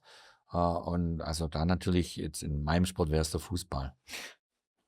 Und auch, ich sag mal so, mit den Mut haben, du hast gerade Uli Hoeneß gesagt, da kommen wir gleich noch zu, dann auch unkonventionelle Dinge zu machen. Also der eine große, das wissen jetzt, weiß jetzt vielleicht der normale Fußballfan oder wie auch immer, weiß man vielleicht nicht, aber dieses Stadion damals, was Bayern gebaut hat mit der Allianz Arena, das ist heute einer der Fundamente, warum es dem Club so geht, wie es ihm geht. Ich weiß aber noch, dass die ganze Welt gesagt hat, sind die denn deppert, das jetzt zu machen? Aber Uli Hoeneß war halt so stark, der konnte das auch durchsetzen in gewisser Weise. Aber es kritisieren immer erstmal viele. Und du bist ja auch dafür bekannt, dass du eigentlich immer gerne Neues ausprobierst. Ich komme nochmal zur Nationalmannschaft auch, was ihr so 2004 und 2006 angeschoben habt. Aber du warst ja dann noch Bayern-Trainer und ich weiß nicht, ob dir das so bewusst ist, aber in Deutschland reden die Leute, wenn sie über deine Zeit als Bayern-Trainer denken, ganz oft immer noch über die Buddha-Figuren, mit denen du, glaube ich, gar nichts zu tun hattest. Ne? Und du hast ja eben viel, was denn die Nationalmannschaft auch erfolgreich gemacht hat, wo du Dinge reingebracht hattest, auch bei Bayern gemacht. Aber sozusagen, es ist halt immer so, wenn nicht dann sofort der Erfolg da wird genau das kritisiert. Aber ohne Menschen, die mutig mal was Neues ausprobieren, geht's ja auch nicht. Ja, also ich denke, du musst den Mut haben, dann praktisch Dinge mitzuentwickeln, voranzutreiben, von denen du überzeugt bist. Ne? Dennoch kann es passieren, wie es vielleicht bei mir dann war in München, dass vielleicht diese ganzen Themen, die ich dann angetrieben habe, vielleicht im falschen Moment kamen, vielleicht 2, 3, 4 Jahre zu früh kamen. Oder auch die Meinungen, die dann aufeinander prallten von verschiedenen Auffassungen, vielleicht da auch das Timing nicht da war. Ne? Weil es ist ja nicht so, dass du jetzt immer Recht haben musst, überhaupt nicht, sondern es kann ja auch die andere Seite Recht haben. Ne? Und deswegen musst du immer irgendwie am richtigen Moment, am richtigen Platz sein. Ich glaube, das war so 2004, als wir übernehmen durften, die Nationalmannschaft. Das kam vielleicht in dem Moment zur richtigen Zeit, weil das Ding war so brachgelegen, dass du jetzt wirklich Dinge ausprobieren konntest. Du hattest dann auch die Unterstützung von Verbandspräsidenten, der gesagt hat, du hast carte blanche, das Ding zu machen. Und natürlich wurde jede kleine Änderung, die wir gemacht haben, auch überall kontrovers diskutiert und angezweifelt. Und deswegen ist es dann immer so Gesamtergebnis von einer Zusammenarbeit, die muss immer alle mit integriert haben. Da muss alles miteinander passen. Ja? Und da hat halt bei mir die DFB-Zeit gepasst. Und die Bayern-Zeit, entweder war sie zu früh oder sie war zu spät, egal wie. Aber weil da waren natürlich auch andere Meinungen dann da, auch ein anderer Spielerkreis da und alles. Und das sind dann Dinge, wo du einfach diese Lebenserfahrung machst, wo du dann im Nachhinein sagst, Mensch, vielleicht hättest du doch vielleicht das ein oder andere anders machen sollen oder alles umdenken müssen. Aber dafür machen wir diese Erfahrung. Aber also Jürgen, was ich ich liebe ja dieses Format, ich liebe meinen eigenen Podcast, aber ich liebe das Format, um da auch mal richtig reinzugucken. Und wenn man deine Karriere genau anguckt, dann hast du eigentlich mit der Nationalmannschaft so viel angestoßen. Eigentlich sagen viele Menschen, der ist nach 2 Jahren wieder weg. Sommermärchen, ja, wer war nach 2 Jahren wieder weg. Aber wenn man mal guckt, ich habe mir das überlegt, du hast ja ganz, ganz viel reingebracht, was uns vielleicht dann 8 Jahre später, 2014 auch zur WM gebracht hat. Was war das? Du hast zum einen dieses ganze Thema Athletik reingebracht. Erzähl gleich nochmal. Du hast die andere Sportarten angeguckt. Bernhard Peters damals, das Hockey-Thema habt ihr, glaube ich, auch gehabt. Und am Ende hast du auch das Team zusammengestellt, nämlich mit Yogi als Co-Trainer. Andi Köpke war dann da. Yogi hat dann natürlich Hansi dazugeholt, Oliver Bierhoff. Da ist ja viel von dem Fundament, was du quasi in diesen 2 Jahren, wie so ein Startup-Unternehmer quasi im DFB, hast du darüber mal nachgedacht, dass das eigentlich ja viel war, was jetzt gar nicht mehr mit deinem Namen verbunden wird, aber eigentlich ja in der Zeit, in der du 2004 bis 2006 da warst, entstanden ist? Ja, also für mich war das wunderschöne, unvergessliche 2 Jahre. Aber es waren auch 2 Jahre, wo du permanent gegen die Wand gelaufen bist. Weil mit jeder Kleinigkeit, die du verändert hast oder angestoßen hast oder versucht hast, ein bisschen einen anderen Blick reinzubringen, gab es halt immer Widerstand. Ne? Was hat dich denn bewogen, wenn ich da reinhabe? Oliver Bierhoff ist ja in Deutschland so ein, gerade bei der Nationalmannschaft in einer Rolle gewesen als Manager. Du hast ja Oliver installiert. Das war ganz was Neues. Das finde ich ein gutes Beispiel. Als Manager der Nationalmannschaft. Was hat dich denn da bewogen, Oliver da reinzuholen? Ja, weil mir war eigentlich klar, dass dieses Unterfangen WM 2006 für Nationaltrainer, also dieses Gesamtprojekt, viel zu groß ist. Viel zu groß ist. Also ich habe gesagt, ich kann den technischen Bereich, wo ich viel dazugelernt habe, auch hier in den USA in den Jahren dann zuvor, also vom Basketball, vom American Football, Baseball, habe ich überall reingeschnuppert und habe Ideen gesammelt. Praktisch, ich kann all diese Dinge nur anstoßen, wenn ich meinen Kopf frei habe auf den Fußballbereich, auf den technischen Bereich. Und da brauche ich Leute um mich rum, die in ihren Stärken wirklich besser sind, als wenn ich es machen würde. Ja, also für mal klar, dass Oliver Bierhoff eine Persönlichkeit ist, der unglaublich redegewandt ist, intelligent ist, vielsprachig ist, der kann es gut mit dem Verband, der kann es gut mit der Politik, der kann es gut mit dem Organisationskomitee, mit den Sponsoren, mit den Medien, viel besser als ich, viel besser. Also ich sage, wenn der diese Sparten mal übernehmen könnte, dann habe ich schon mal wieder Luft. Ne? Dann brauche ich einen erfahrenen Trainer.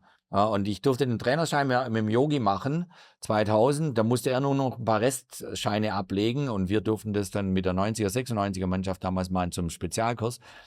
Da wurde er mal kurz gefragt, ob er uns erklären kann, wie sich die Viererkette bewegen muss, egal wo dann der Ball ist. Na, und dann hat er das uns in 90 Sekunden kurz erklärt, wie jedes Element sich auf dem Platz zu bewegen hat, je nachdem, wo der Ball ist.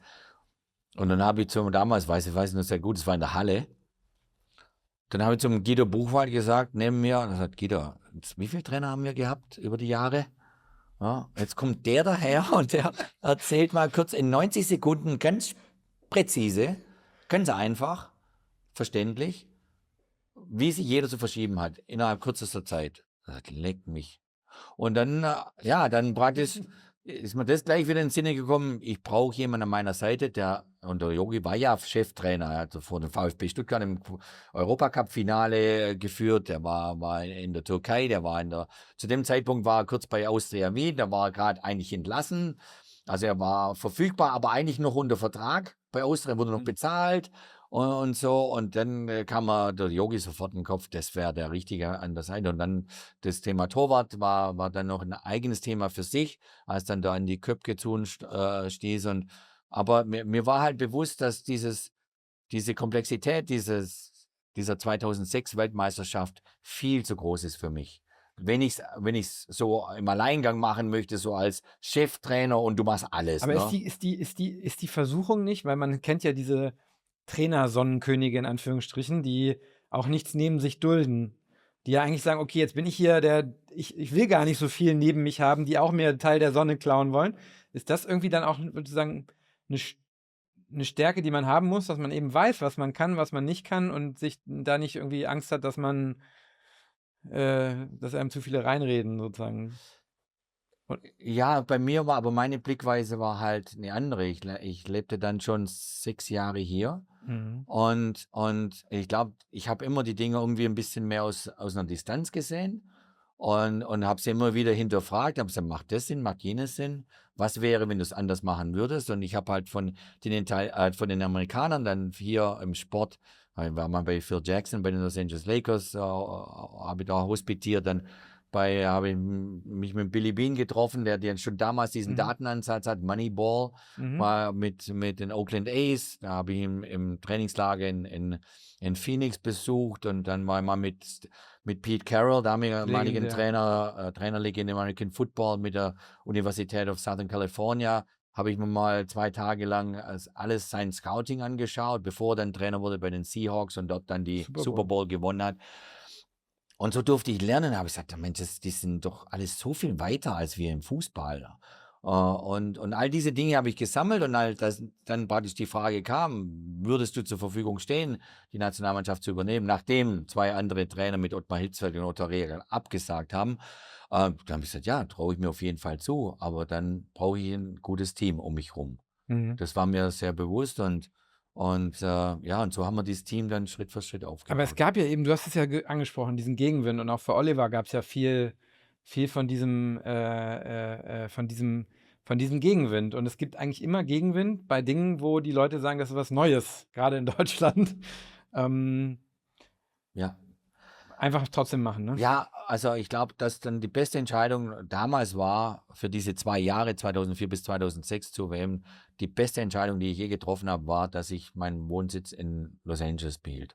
Ich bin praktisch hin und her geflogen, zweimal im Monat, entgegen dem Willen der Medien natürlich und der Öffentlichkeit. Aber in dem Moment, als ich immer im Flieger saß, zurück nach Los Angeles, konnte ich wieder irgendwie frei denken und Mhm. alles überdenken, alles auch konnte ich in Frage stellen. Damals hat es auch schon Wi-Fi gegeben im Flieger. Also ich konnte dann schon die Leute kontaktieren, den Oliver E-Mailen, den Yogi E-Mailen, okay, was war gut, was war falsch jetzt die letzten paar Tage und so. Und die Tatsache, dass ich dann praktisch immer wieder mir diese Freiheit genommen habe, hin und her zu fliegen, habe ich auch nicht den Blick irgendwie verloren für das große Ganze. Ich glaube, ich hätte mich komplett verloren in der Sache, hätte ich in Deutschland gelebt, die ganzen Mhm. 2 Jahre. Weil dann hätten alle irgendetwas von dir gewollt, tagtäglich, ne?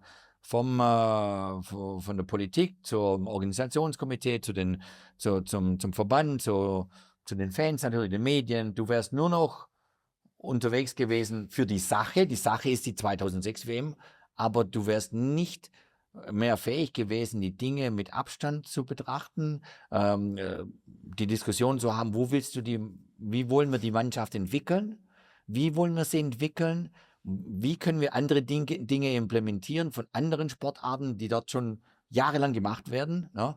Und ich hätte dann auch nie diese Kommunikation so locker und offen gehabt, wäre ich, was weiß ich, in Berlin, München oder Stuttgart gesessen. Und das wäre aber im Nachhinein der Schlüssel, wirklich der Schlüssel, für die sie mich 2 Jahre lang rauf und runter attackiert haben.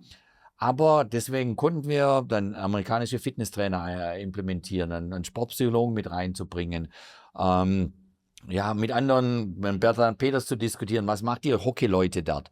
Und die ganzen anderen Themen, die dann Schritt für Schritt eingebaut wurden in dieses Umfeld Ja. deutsche Fußballnationalmannschaft, die dann letztendlich sage ich mit irgendwie einen Teil dazu beigetragen haben, dass die WM 2006 dann auch so erfolgreich wurde.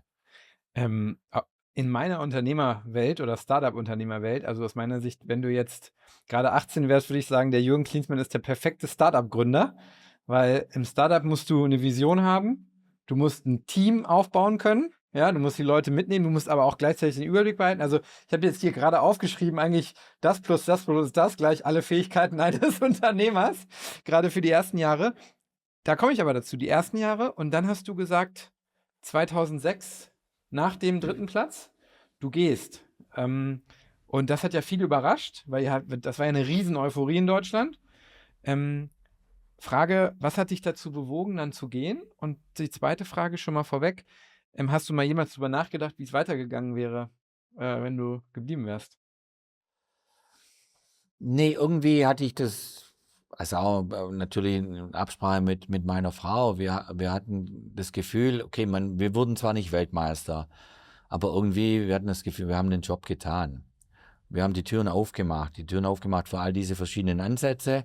Wir haben ein super Team aufgebaut, ein Team, das jetzt mit Yogi dann einen Cheftrainer hat, der ohnehin schon Cheftrainer war zuvor. Die sind absolut bestens aufgestellt, die Früchte einzufahren in den nächsten Jahren. Und ich war innerlich natürlich enorm müde, auch nach diesen 2 Jahren hin und her fliegen. Aber ich war auch irgendwie ein bisschen überwältigt, emotional, mit dieser enormen Euphorie und dieser Freude und allem, für mich und meine Familie. Na, also wir sind noch ein paar Tage in den Schwarzwald gegangen danach, weil wir auf den Yogi gewartet haben, dass er auch Ja sagt. Na, der Yogi musste sich noch ein paar Tage Ach so, das so überlegen, ja, dass er das auch also macht. bist du noch quasi, hast noch Manndeckung gemacht bei Yogi so ein bisschen. Und dass dann du habe auch- ich gesagt, okay, dann gehe ich hab einen Freund, der ein Hotel hatte, hatte im Schwarzwald in Baiersbronn und dann habe ich gesagt, Jogi, ich bin noch ein paar Tage in Baiersbronn mit den Kindern und der Frau und red's mit deiner Frau in aller Ruhe und wenn du dich dann entschlossen hast, dann rufe ich Gerhard Meyer-Vorfelder, unseren damaligen Präsidenten, an und sage ihm Bescheid. Ne? Und das dauerte 2, 3 Tage und dann habe ich gesagt, okay, ich mach's, also Gott sei Dank. Ne? Und dann habe ich einen Präsidenten angerufen, dann haben wir eine finale Pressekonferenz gemacht, wo ich ihm praktisch das Thema dann übergeben habe. Aber ich hatte einfach so das Gefühl, du hast den Job jetzt gemacht. Jetzt wird irgendwer erstmal Pause machen. Für mich war es auch undenkbar. Da war 3 Wochen später war schon ein Länderspiel wieder. Für mich, ich bin nicht in 3 Wochen hier, weil ich stehe irgendwo an der Seitenlinie und mache ein Länderspiel. Also es war alles ein bisschen arg viel. Also Ja. das finde ich interessant. Du hast jetzt mehrfach gesagt, Menschen hat mein Bauch gesagt, das ist gut oder dann habe ich das gemerkt. Also das hast du dir auch irgendwie immer erhalten, dass du selber dich irgendwie spürst, weil ich glaube, das ist heutzutage noch schwerer, weil man hat ja durch Handy und alles, man hört ja kaum noch auf sich selber, weil man immer connected ist. Ist das was du irgendwie gut kannst, denkst Ich du? weiß nicht, ob es gut Ja. ist. Ne? Also du weißt ja eigentlich nie, dann, ob das jetzt richtig oder falsch war. Ich meine, du kannst auch sagen, Mensch, hättest du halt ein paar Monate mal freigenommen, das hätte jeder gegönnt und dann wäre es wieder zurück. Aber ich habe gesagt, das geht einfach nicht. Im Profifußball, es geht immer weiter. Es geht zum nächsten Spiel und du bist dann Teil dieser Maschinerie und das muss auch so sein, weil du hast diese Verantwortung auch der Mannschaft gegenüber, deinem Verband gegenüber. Du kannst nicht jetzt einfach sagen, jetzt mache ich ein halbes Jahr Pause oder ich komme jetzt rüber und ich ziehe, was weiß ich, nach Zürich anstatt nach Stuttgart oder München. Aber letztendlich musst du die Entscheidungen dann treffen, wenn sie zu treffen sind, mit dem Besten deiner Gefühle. Und wenn ich dann zurückschaue, dann denke ich schon, dass das eigentlich die richtige Entscheidung war. Ja, ich stelle mir das auch, also wenn du auf diese Mannschaft, du bist ja damals auf diese Mannschaft zugegangen, die am Boden lag, aber eigentlich ja auch ganz, ganz viele starke Charaktere hatte. Kahn im Tor, Lehmann dann im Tor, Ballack, ne, gab es dann. Es gab ja viele starke. Wie gehst du als Trainer auf so eine Gruppe von so, na, alles Alpha-Tiere am Ende, oder? Wie geht man da eigentlich? Also ist das auch was viel Arbeit und Energie kostet? Nein, im Gegenteil, das gibt sogar Energie. Also diese Arbeit machen zu dürfen mit diesen Alpha-Tieren, zu denen du dann irgendwie in einer Auch. gewissen Form auch gehörst, ist toll. Ist einfach, also jedes Gespräch mit Micha Ballack, mit Oliver Kahn, mit einem Bernd Schneider und den Jungs, das ist super. Also es ist so aufschlussreich, das ist so spannend.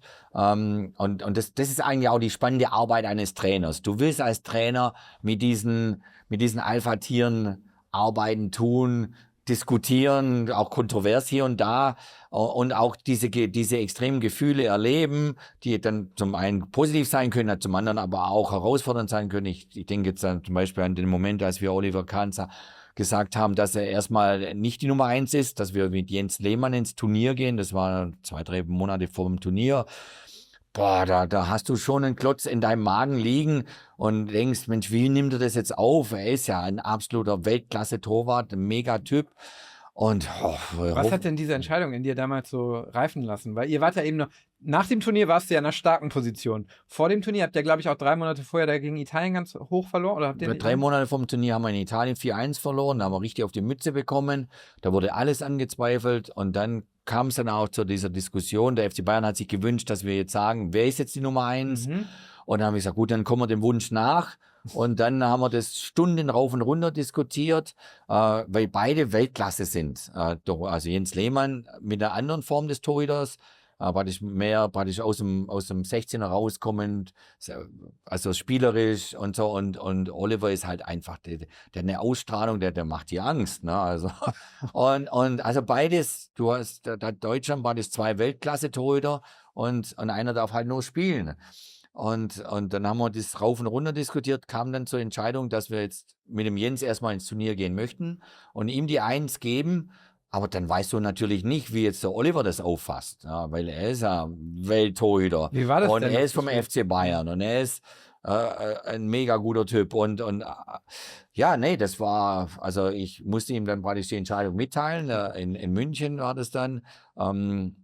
Im Hotel, nachdem wir das ganze Abend rauf und runter diskutiert haben. Und du stellst dir halt die Frage, okay, wie reagiert er da drauf? Und du hattest halt Angst in dem Moment, dass er sagt, dann rutscht ja mal mir den Buckel Dann bin ich ganz runter. weg. Ne? Ja. Und das war unsere Sorge und ja, und der Wunsch war natürlich, dass er sagt, okay, ich nehme das jetzt an und dann schauen wir mal, wie das läuft, das Thema. Und er hat dann gesagt, also lass mich das mal erstmal schlucken und wir hören voneinander. Ja. Das ist ja eigentlich eine ganz gute Reaktion. Und super, also das war schon mal die erste Top-Reaktion von Oliver. Und dann ein paar Tage später kam dann auch der Anruf und hat gesagt, okay, also es ist nicht meine Antwort, die ich will, also von seiner Seite aus. Aber ich schluck das jetzt erstmal, lass uns das Turnier angehen. Und dann waren wir natürlich total happy. Also wir waren wirklich sowas von glücklich, dass er mit dabei ist und er hat dann auch eine ganz, ganz wichtige Rolle gespielt, weil er praktisch Energiegeber war, praktisch von hinten kommend. Er hat gepusht jeden Einzelnen im Turnier, der hat geschaut, dass jedem klar ist, dass wir ans Limit gehen müssen, in jedem Spiel, in jedem Training.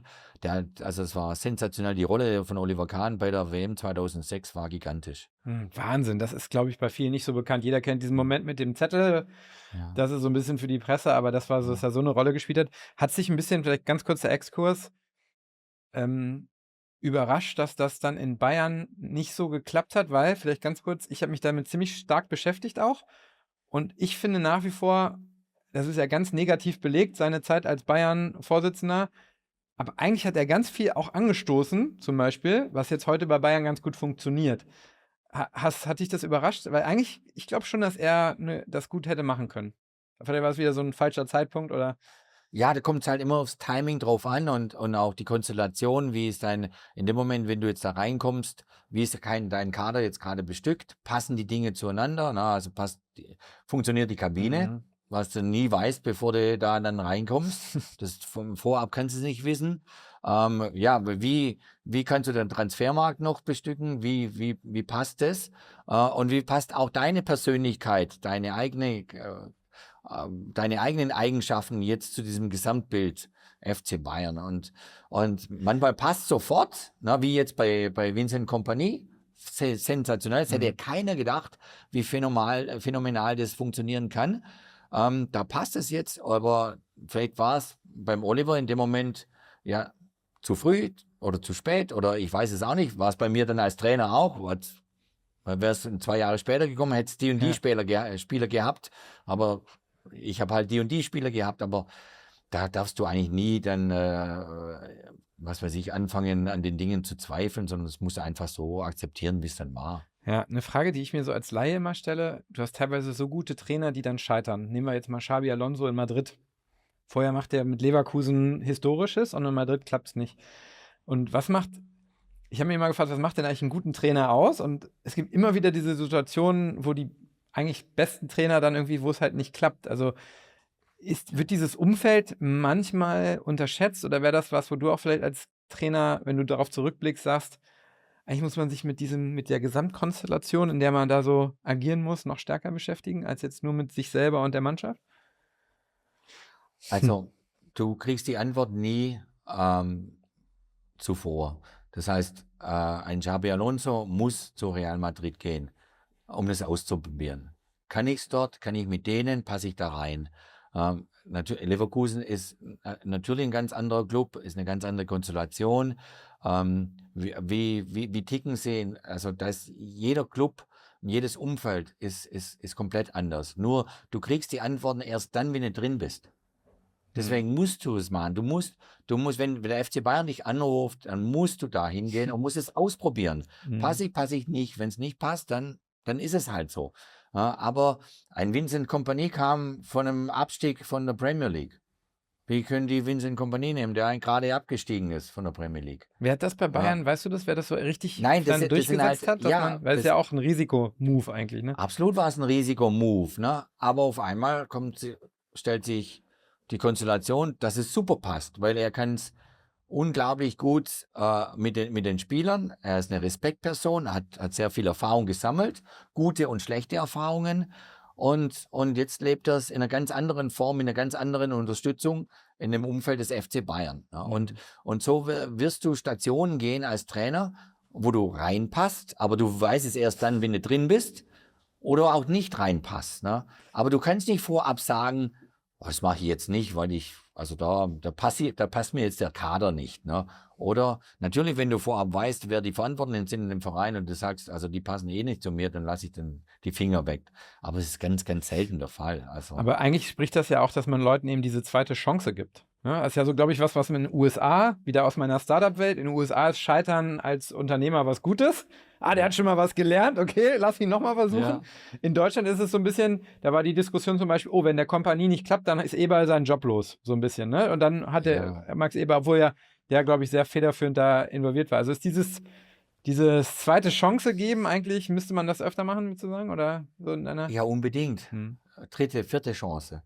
Also ich denke, je mehr Erfahrung du sammeln kannst oder je mehr Failures, also Fehltritte du miterlebst, auch emotional miterlebst, desto reifer wirst du für die nächste Aufgabe, desto mehr hast du gelernt, desto eher erkennst du praktisch Dinge im Voraus. Ich glaube, in jedem Berufszweig ist das der Fall.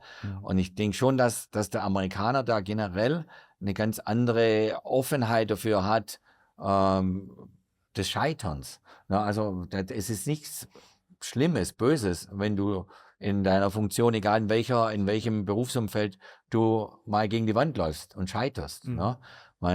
Ich wollte den Bernhard Peters als Sportdirektor beim Deutschen Fußballbund und bin gescheitert damit.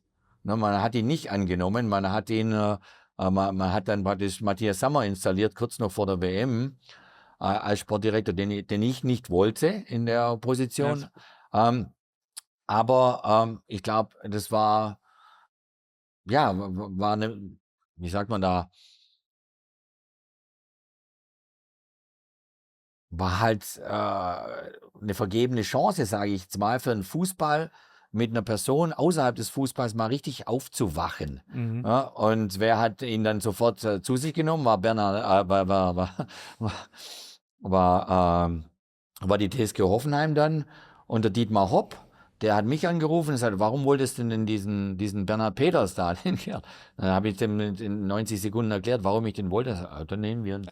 Ja. Und er hat ihm sofort einen 5-Jahres-Vertrag gegeben, dem Bernhard. Und und schau mal, wo Hoffenheim heute steht. Ne? Das sind alles dann die Anfänge einer Entwicklung, sage ich mal. Und da glaube ich, da sind wir in Deutschland ein bisschen zu reserviert, noch zu traditionell denkend, weil wenn einer jetzt mal gegen die Wand läuft, wo bei einer Firma, wo es halt nicht geklappt hat, dann heißt es noch lange nicht, dass der nicht fähig ist, eine andere Firma nach vorne zu bringen. Ne? Er nimmt ja die Lebenserfahrungen mit, die Erfahrungswerte, die er dort gesammelt hat, wo es nicht geklappt hat, die bringt er ja mit. Also die wird er schon mal vermeiden in seinem nächsten Abenteuer. Und ja, deswegen, ich glaube schon, da hast du recht, dass man in Deutschland weniger bereit ist, da zweite, dritte Chancen zu geben. Wir waren jetzt noch kurz bei, du hast eben schon angesprochen, USA, da gibt es mehr die nächsten Chancen und in USA ist noch eine Sache ziemlich viel anders. Ich finde, du hast es ja gerade schon mehrfach durchklingen lassen, deine Liebe zum Spiel. Deine Liebe zum Fußball und eigentlich wirklich zu dieser der Schönheit, man sagt ja auch the beautiful game, zum Fußball. Und in den USA, wenn du dir die großen Ligen anguckst, NFL, NBA und NHL, die sind so strukturiert, dass immer jemand anders gewinnt. Du hast vorhin von Pete Carroll gesprochen, der ist damals mit der Legion of Boom Super Bowl-Sieger geworden. Dann ging es denen, ja, jahrelang waren die nichts mehr in die letzten Jahre. Jetzt dieses Jahr haben sie wieder den Super Bowl gewonnen, gerade im Februar in San Francisco. Und in den USA ist was ganz Besonderes im Sport, finde ich, dass die Liga jedes Jahr spannend ist aufgrund der Mechanismen, die dahinter sind. Du hast den Draft, du hast den Salary Cap und so weiter und so fort. Und in Deutschland haben wir das nicht. Wie guckst du, bevor wir über die USA noch ein bisschen reden, in Deutschland auf diese Situation mit den Bayern? Weil ich muss sagen, da weiß ich nicht, ob ich mich jetzt outen darf, ich bin ein sehr großer Bayern-Fan, aber selbst ich als Fan bin zum großen gewissen Grad von dieser Dominanz gelangweilt. Wie guckst du da drauf? Mit diesem Wissen auch aus den USA, was du hier vor der Tür hast, würdest du dir manchmal wünschen, dass den Bayern jetzt noch mal ein paar extra Steine in den Weg gelegt werden, damit der Sport wieder spannend wird? Ja, ich glaube, dass alle Fußballfans sich wünschen würden, dass das Thema Meisterschaft am allerletzten Spieltag entschieden werden sollte, ne? Dass es halt mehr Spannung gibt. Ich meine, zum einen gibt es unendlich Komplimente für den FC Bayern, wie sie ihren Job machen, wie sie ihren Kader aufbauen, wie sie diesen hohen Standard, den sie praktisch bei sich beanspruchen, auch aufgebaut haben. Das ist phänomenal. Dennoch wünschen wir uns alle einfach vom Wettbewerbsseite aus, dass es eine spannendere Saison geben sollte, dass sie länger spannend bleiben sollte im Titelrennen. Ne? Das gleiche Thema ist in Frankreich mit Paris Saint-Germain. Und ich glaube, jede Liga versucht das praktisch so spannend wie möglich bis zum Schluss zu haben. Ne? Jetzt hast du in England gerade noch zwei Clubs, die sich noch ein bisschen streiten. Das ist Man City und Arsenal im Moment. Ne? In Spanien ist es auch nur noch Barcelona und Real Madrid und in Italien wechselt es sich ein bisschen. Aber klar, also das Thema ist schon reizvoll zu sagen, man macht praktisch ein Final Playoff, zum Schluss die Top 8 müssen nochmal extra praktisch Playoff spielen. Fände ich super spannend.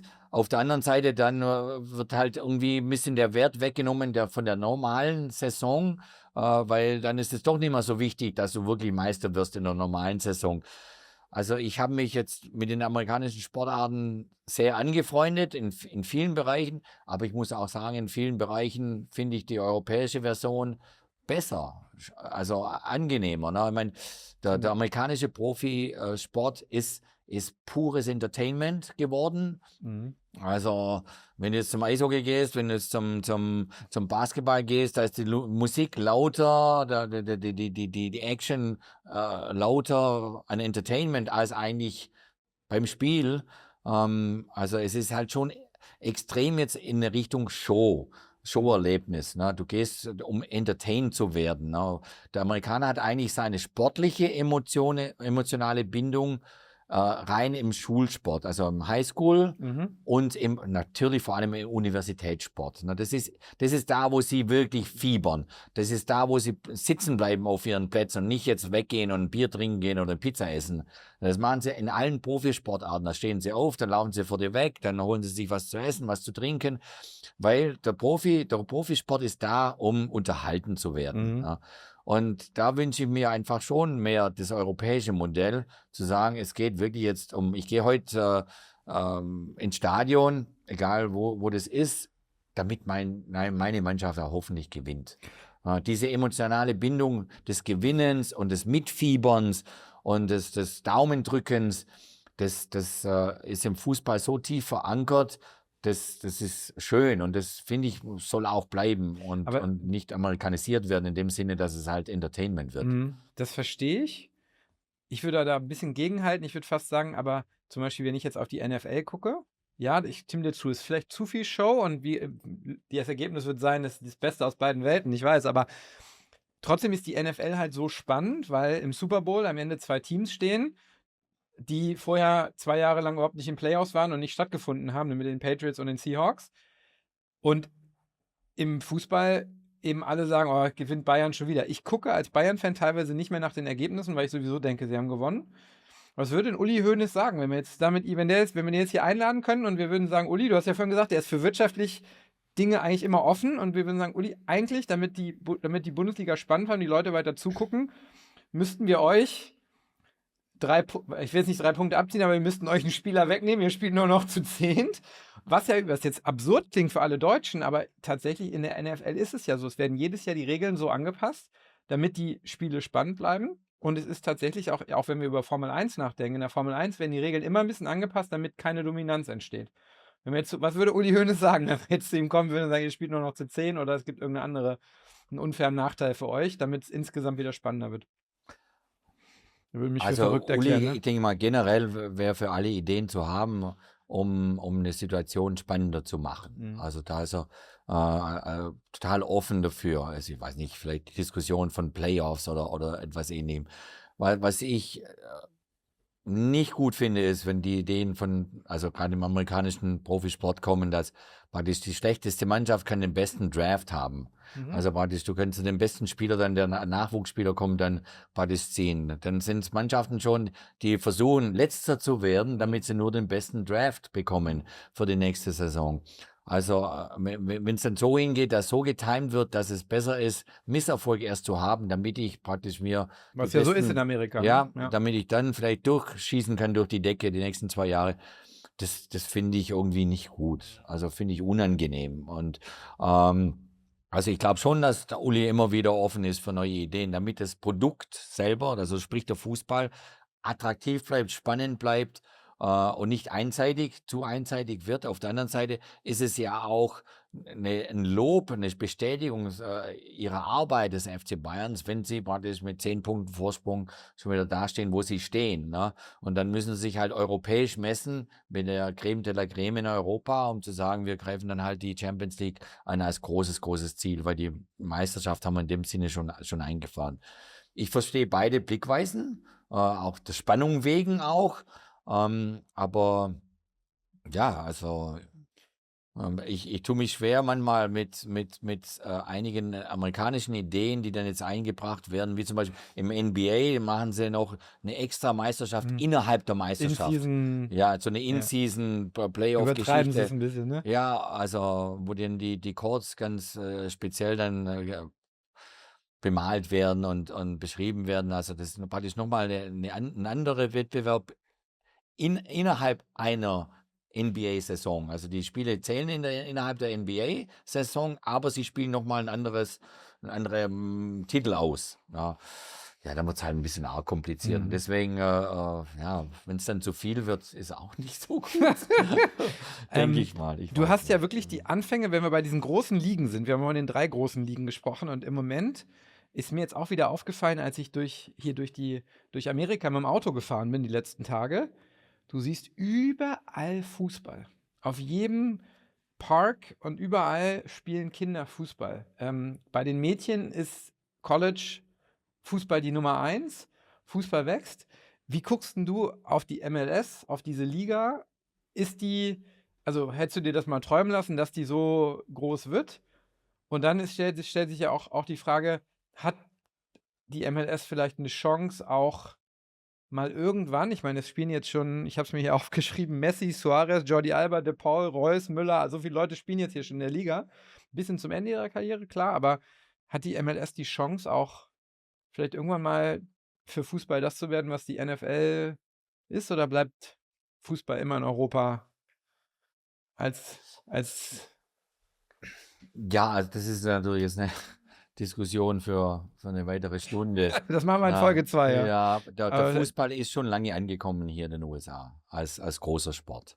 Also wird von Millionen Kindern gespielt. Er ist ein Stipendiumsport, das heißt, Scholarships ist getrieben. Dadurch ist der Mädchenfußball auch so groß hier, weil es kann dir ein Stipendium geben für eine bessere Highschool, eine bessere Uni. Du kannst da direkt reinkommen und über die Uni dann in den Profibereich gehen. Es gibt auch eine sehr, sehr gute Frauenliga. Also infrastrukturell ist der Fußball schon lang auf einem sehr gesunden Niveau. Ne?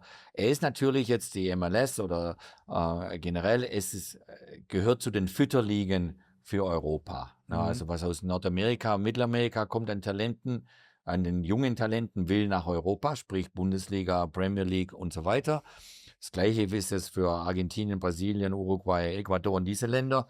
Also das System ist schon etabliert jetzt nach knapp 30 Jahren MLS. Ne? Sie hat ein Niveau, also gemeinsam mit der mexikanischen Liga, ist absolut anschaubar. Es ist, würde man sagen, unteres Tabellendrittel Bundesliga, oberes Tabellendrittel Drittel der zweiten Liga. Das Produkt ist absolut gut. Du siehst manchmal wirklich sehr, sehr gute Spiele, dann siehst du auch manchmal ein paar schlechtere Spiele, aber es ist ganz normal. Aber der Fußball ist hier schon lang salonfähig und muss gar nicht in den Wettbewerb gehen mit der NFL, NBA oder Baseball und Eishockey. Es hat seinen eigenen Stellenwert. Und deswegen auch, weil natürlich Amerika ein Immigrantenland ist. Ne? Da kommen viele aus Afrika, Europa, Südamerika, Mittelamerika. Die haben alle irgendwie Verbindungen zum Fußball. Ne? Letztendlich ist aber so, dass der Sport in den USA von klein auf jetzt natürlich auch vom Geld getrieben ist. Ne? Er ist Bezahlsport. Also in jeder Sportart, in der du dein Kind reinbringst, wirst du den Trainer bezahlen und das sagen die ja gern, das Programm, also praktisch den ganzen Inhalt bezahlen. Also das heißt,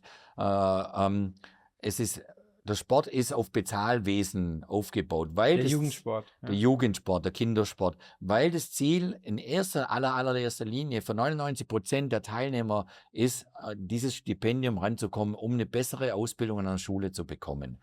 Es ist also nicht getrieben, der Sport, auch nicht American Football, Baseball, Basketball, damit du Profi wirst und dann wirst der nächste Shaq O'Neal oder Tom Brady, sondern der Sport ist getrieben von der Tatsache, dass mein Kleiner, meine Kleine muss irgendwie in ein Stipendium rankommen, damit sie sich besser ausbilden lassen kann. Also die Grundstruktur ist eine ganz andere als egal wo auch immer in der Welt. Und das ist für jemand von außerhalb sehr schwer zu verstehen. Ich habe da Jahre gebraucht, um überhaupt zu verstehen, wo ihre Emotionen auch sind, der Amerikaner im Sportbereich. Ihre Emotionen sind in ihrem Schulsystem. Also wo sie hingegangen sind in die Highschool und vor allem natürlich, wo sie studiert haben, das ist ihr Fundament, ihr emotionales Fundament der Amerikaner. Sie werden immer praktisch sich unterhalten über die Uni-Zeit, wo sie hingegangen sind zur Schule, wo wir uns unterhalten, dass du Bayern-Fan bist und ich Stuttgart-Fan bin und wer auch immer ist Fan von der und der Mannschaft. Das ist unsere emotionale Bindung, ist praktisch diese Mannschaft, die vielleicht von deinem Vater dir weitergegeben wurde oder von meinem Papa mir weitergegeben wurde. Bei den Amerikanern, das Fundament ist die Schule. Und wo sie hingegangen sind in die Schule, für ihr ganzes Leben. Sie werden immer wieder diskutieren, wo sie zur Uni gegangen sind, wie die 4 Jahre Uni waren und dass sie immer mit der Uni verbunden sind. Und das ist schwierig für uns von außerhalb zu Aber das ist zu doch auch sehen. eigentlich, also ich glaube, man sagt ja, Sport lehrt fürs Leben. Ne? Jede Eltern wollen eigentlich, viele wollen, dass ihre Kinder Sport machen. Nicht damit sie Profi werden in Deutschland, aber weil Sport lehrt fürs Leben. Ist das Und das ist in Deutschland ja nur sehr begrenzt begeben. Da hast du 2 Stunden Sport ist das was, wo du sagst, das wäre ist was Gutes sozusagen in Amerika im Sinne, dass dieser Sport so essentiell im Education System verankert integriert ist? haben.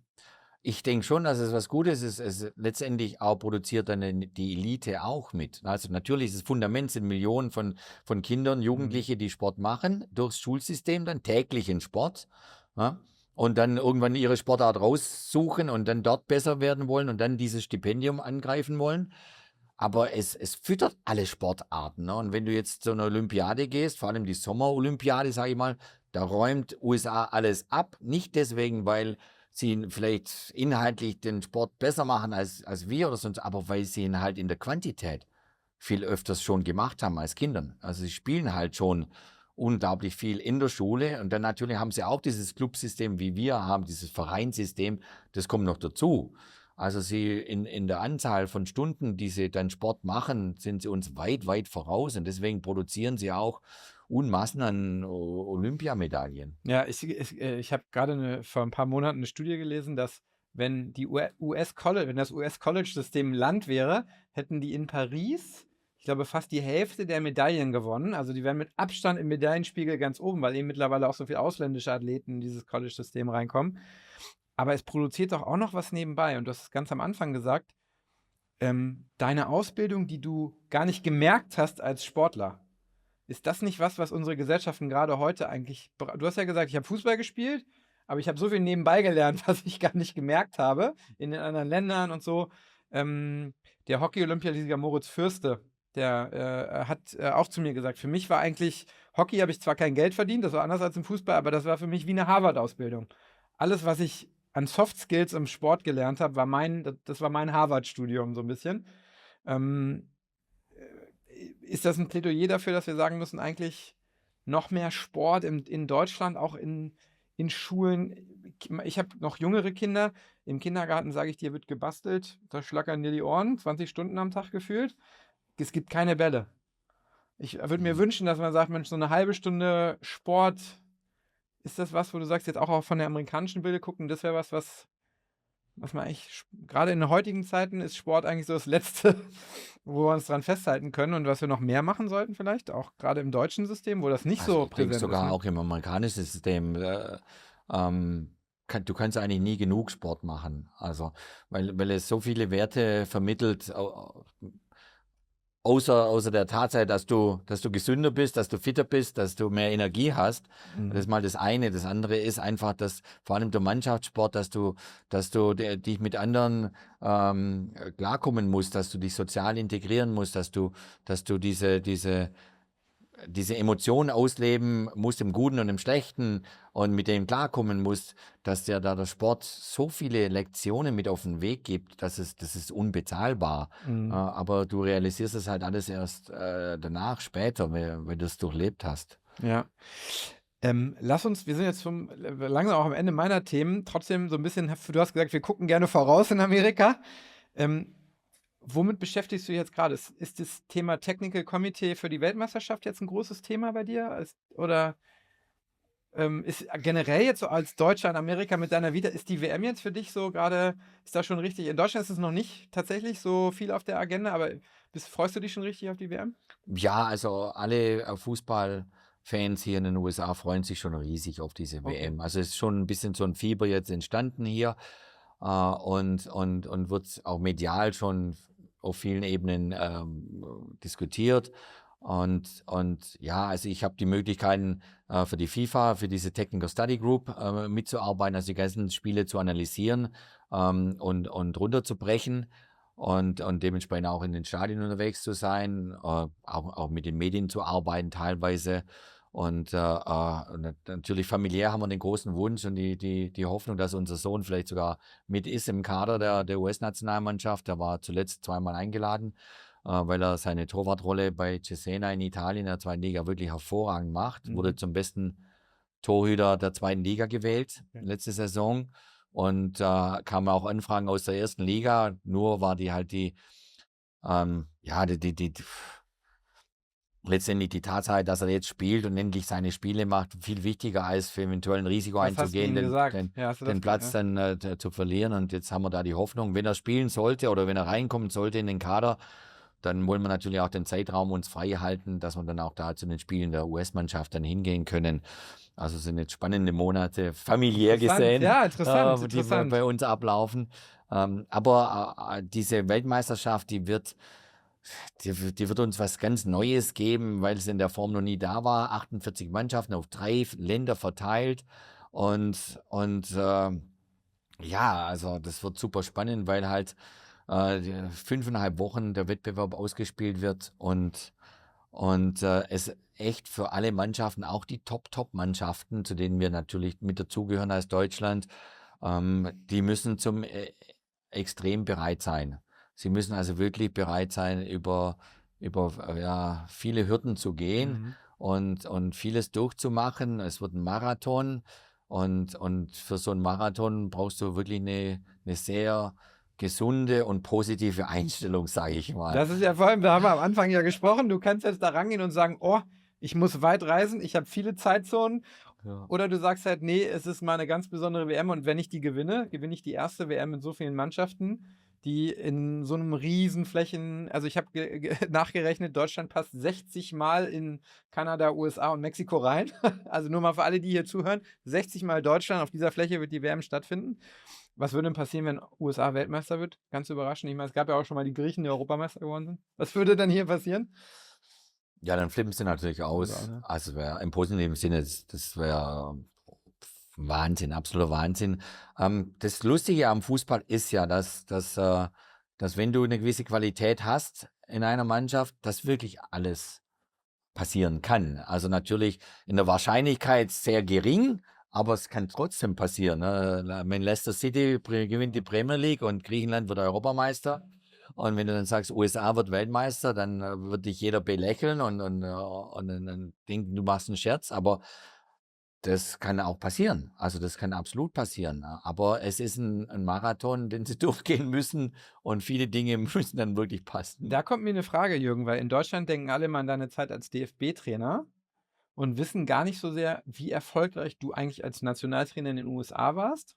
Warst du nämlich sehr erfolgreich, kannst du gleich nochmal selber sagen. Aber meine Frage wäre eigentlich anschließend, was war für dich eigentlich herausfordernder? Oder was denkst du ist herausfordernder, mit einer Mannschaft wie Deutschland, Brasilien oder Italien Trainer zu sein? Oder mit einer Mannschaft wie USA oder Südkorea Erfolg zu haben?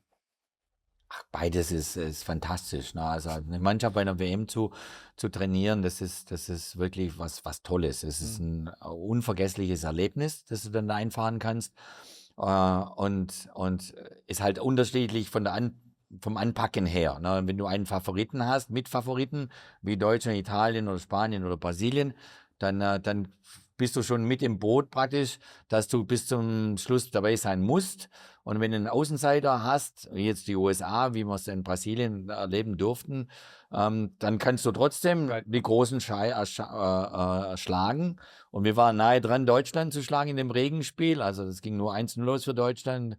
Brasilien haben wir geschickt, war nicht so? Und wir haben dann Ronaldo heimgeschickt mit Portugal, aus der Gruppe. Ja, genau. Also alles ist auch möglich, wobei, wie halt gesagt, die Wahrscheinlichkeit ist halt sehr, sehr viel geringer. Aber das ist reizvoll, das sind Erlebnisse, die halt in der Form dann auch nie mehr zurückkommen. Gerade diese Großereignisse wie eine Olympiade, wie eine Weltmeisterschaft oder Europameisterschaft und in allen Sportarten, das sind die du aufsaugst und von denen du zehrst auf lange Zeit hinaus. Wenn du dich jetzt als Trainer gerade so guckst, welche Konstellation findest du am so interessantesten, auch was bei Mannschaften, was vielleicht auch Spieler betrifft, wo du sagst, Mensch, Spieler oder gewisse Trainer oder Konstellationen, wo du drauf guckst, wo du drauf gespannt bist? Also ganz, ganz spannend sind Länder, wenn wir jetzt für eine Weltmeisterschaft reden, die gerade eine Mannschaft heranwachsen haben oder halt entwickelt haben, die durch ihre Gesellschaft und ihre Kultur viele Dinge vielleicht in den letzten Jahren anders gemacht haben und dadurch praktisch sagen können, wir können für eine Überraschung sorgen. Ne? Also eine Mannschaft zum Beispiel in Südamerika ist Ecuador. die Aha. eine sehr junge Mannschaft vor 5, 6 Jahren hatten, die langsam so U21 tolle Ergebnisse und dann wurden die reif und jetzt spielen sie in den Top-Ligen in Europa, in der Premier League oder auch in Spanien. Und jetzt auf einmal haben sie auch eine Chance, mal Brasilien oder Argentinien weh zu tun. Dann können sie aber auch uns wehtun, Deutschland meine ich jetzt damit. Also, oder auch zum Beispiel nimmst du das Phänomen Norwegen. Na, hauen die Italiener raus aus der Qualifikation. Also die Italiener können sich nach wie vor qualifizieren, aber haben denen halt praktisch Erstmal. 2 Lektionen mitgegeben, zu Hause und in Italien. Und jetzt gibt es einen kleinen Club, Bode Klimt, Mhm. der Inter Mailand aus der Champions League rausschmeißen. Und dann haben sie einen Superstar Haaland bei Manchester City, einen Superstar Odegaard bei Arsenal. Und trotzdem sagt keiner, dass Norwegen nicht Weltmeister werden kann. Dann musst du dir aber mal die Mannschaft anschauen, wo die spielen. Und dann sagst du, wow, lass uns mal. Also es gibt Überraschungen bei dieser Weltmeisterschaft, die denkbar sind. Und das wäre natürlich für einen Trainer, ist das super spannend, in so einem Unterfangen teilzuhaben. Ja, ja. Gibt es irgendeinen Spieler so, oder ein, zwei Spieler, es gibt ja immer diese WM-Stars, ne, wo man sagt, das ist jetzt die WM gewesen von Messi, von Neymar, oder von Neymar tatsächlich leider nicht so richtig, aber andere junge Spieler, die du da siehst, also ist es. Also junge Spieler, da denke ich, dass einfach Musiala zum Beispiel mal verdient hat, ein richtig tolles Turnier zu spielen. Der hat ja Weil, schon in Katar gespielt, oder? ja, der ne? hat in Katar gespielt. In Katar haben wir uns ja leider so Katastrophe. schlecht präsentiert. Und zuvor dann eine Europameisterschaft schon, also er war ja schon in ein paar Turnieren mit Ja, dabei. stimmt, ja, Und dann kam die schwere Verletzung letztes Jahr. Also dem Jungen wünsche ich wirklich, dass er eine mega Weltmeisterschaft spielen darf. Das wünsche ich dem einfach von Herzen. Mhm. Und dann gibt es einen, den will ich unbedingt sehen, aber ich weiß nicht, ob er kommt. Das ist Neymar, wie du gesagt Ach, hast. okay. Also Neymar ist für mich ein Spieler, also ich habe ja in Katar, ich glaube 33 Spiele live gesehen, weil die Spiele waren ja alle in Doha. Und der war bis zum Ausscheiden Brasiliens gegen Kroatien im Viertelfinale, als Kroatien das Spiel gedreht hat, ganz zum Schluss und dann im Elfmeterschießen gewonnen hat, war Neymar in Katar mit Abstand der beste Spieler. Mit Abstand der beste Spieler. Dann, danach kam dann, natürlich Viertelfinale, Halbfinale, Endspiel kam dann die Messi-Show und es kam die Mbappé-Show, Ja, genau, natürlich, Frankreich. mit Frankreich. Was mir total wehgetan hat, war, dass Brasilien bis zu dem Zeitpunkt die beste Mannschaft war und Neymar der beste Spieler und die waren auf einmal daheim.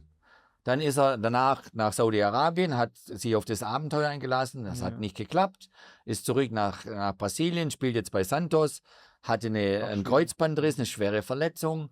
Und da muss ich einfach sagen, so einem wie ihm, der eigentlich immer auch irgendwo auf Messerschneide läuft, ne? Auf dem Platz und außerhalb des Platzes. Ja, immer Das ist gut formuliert, ja. Ja, eine Reizfigur.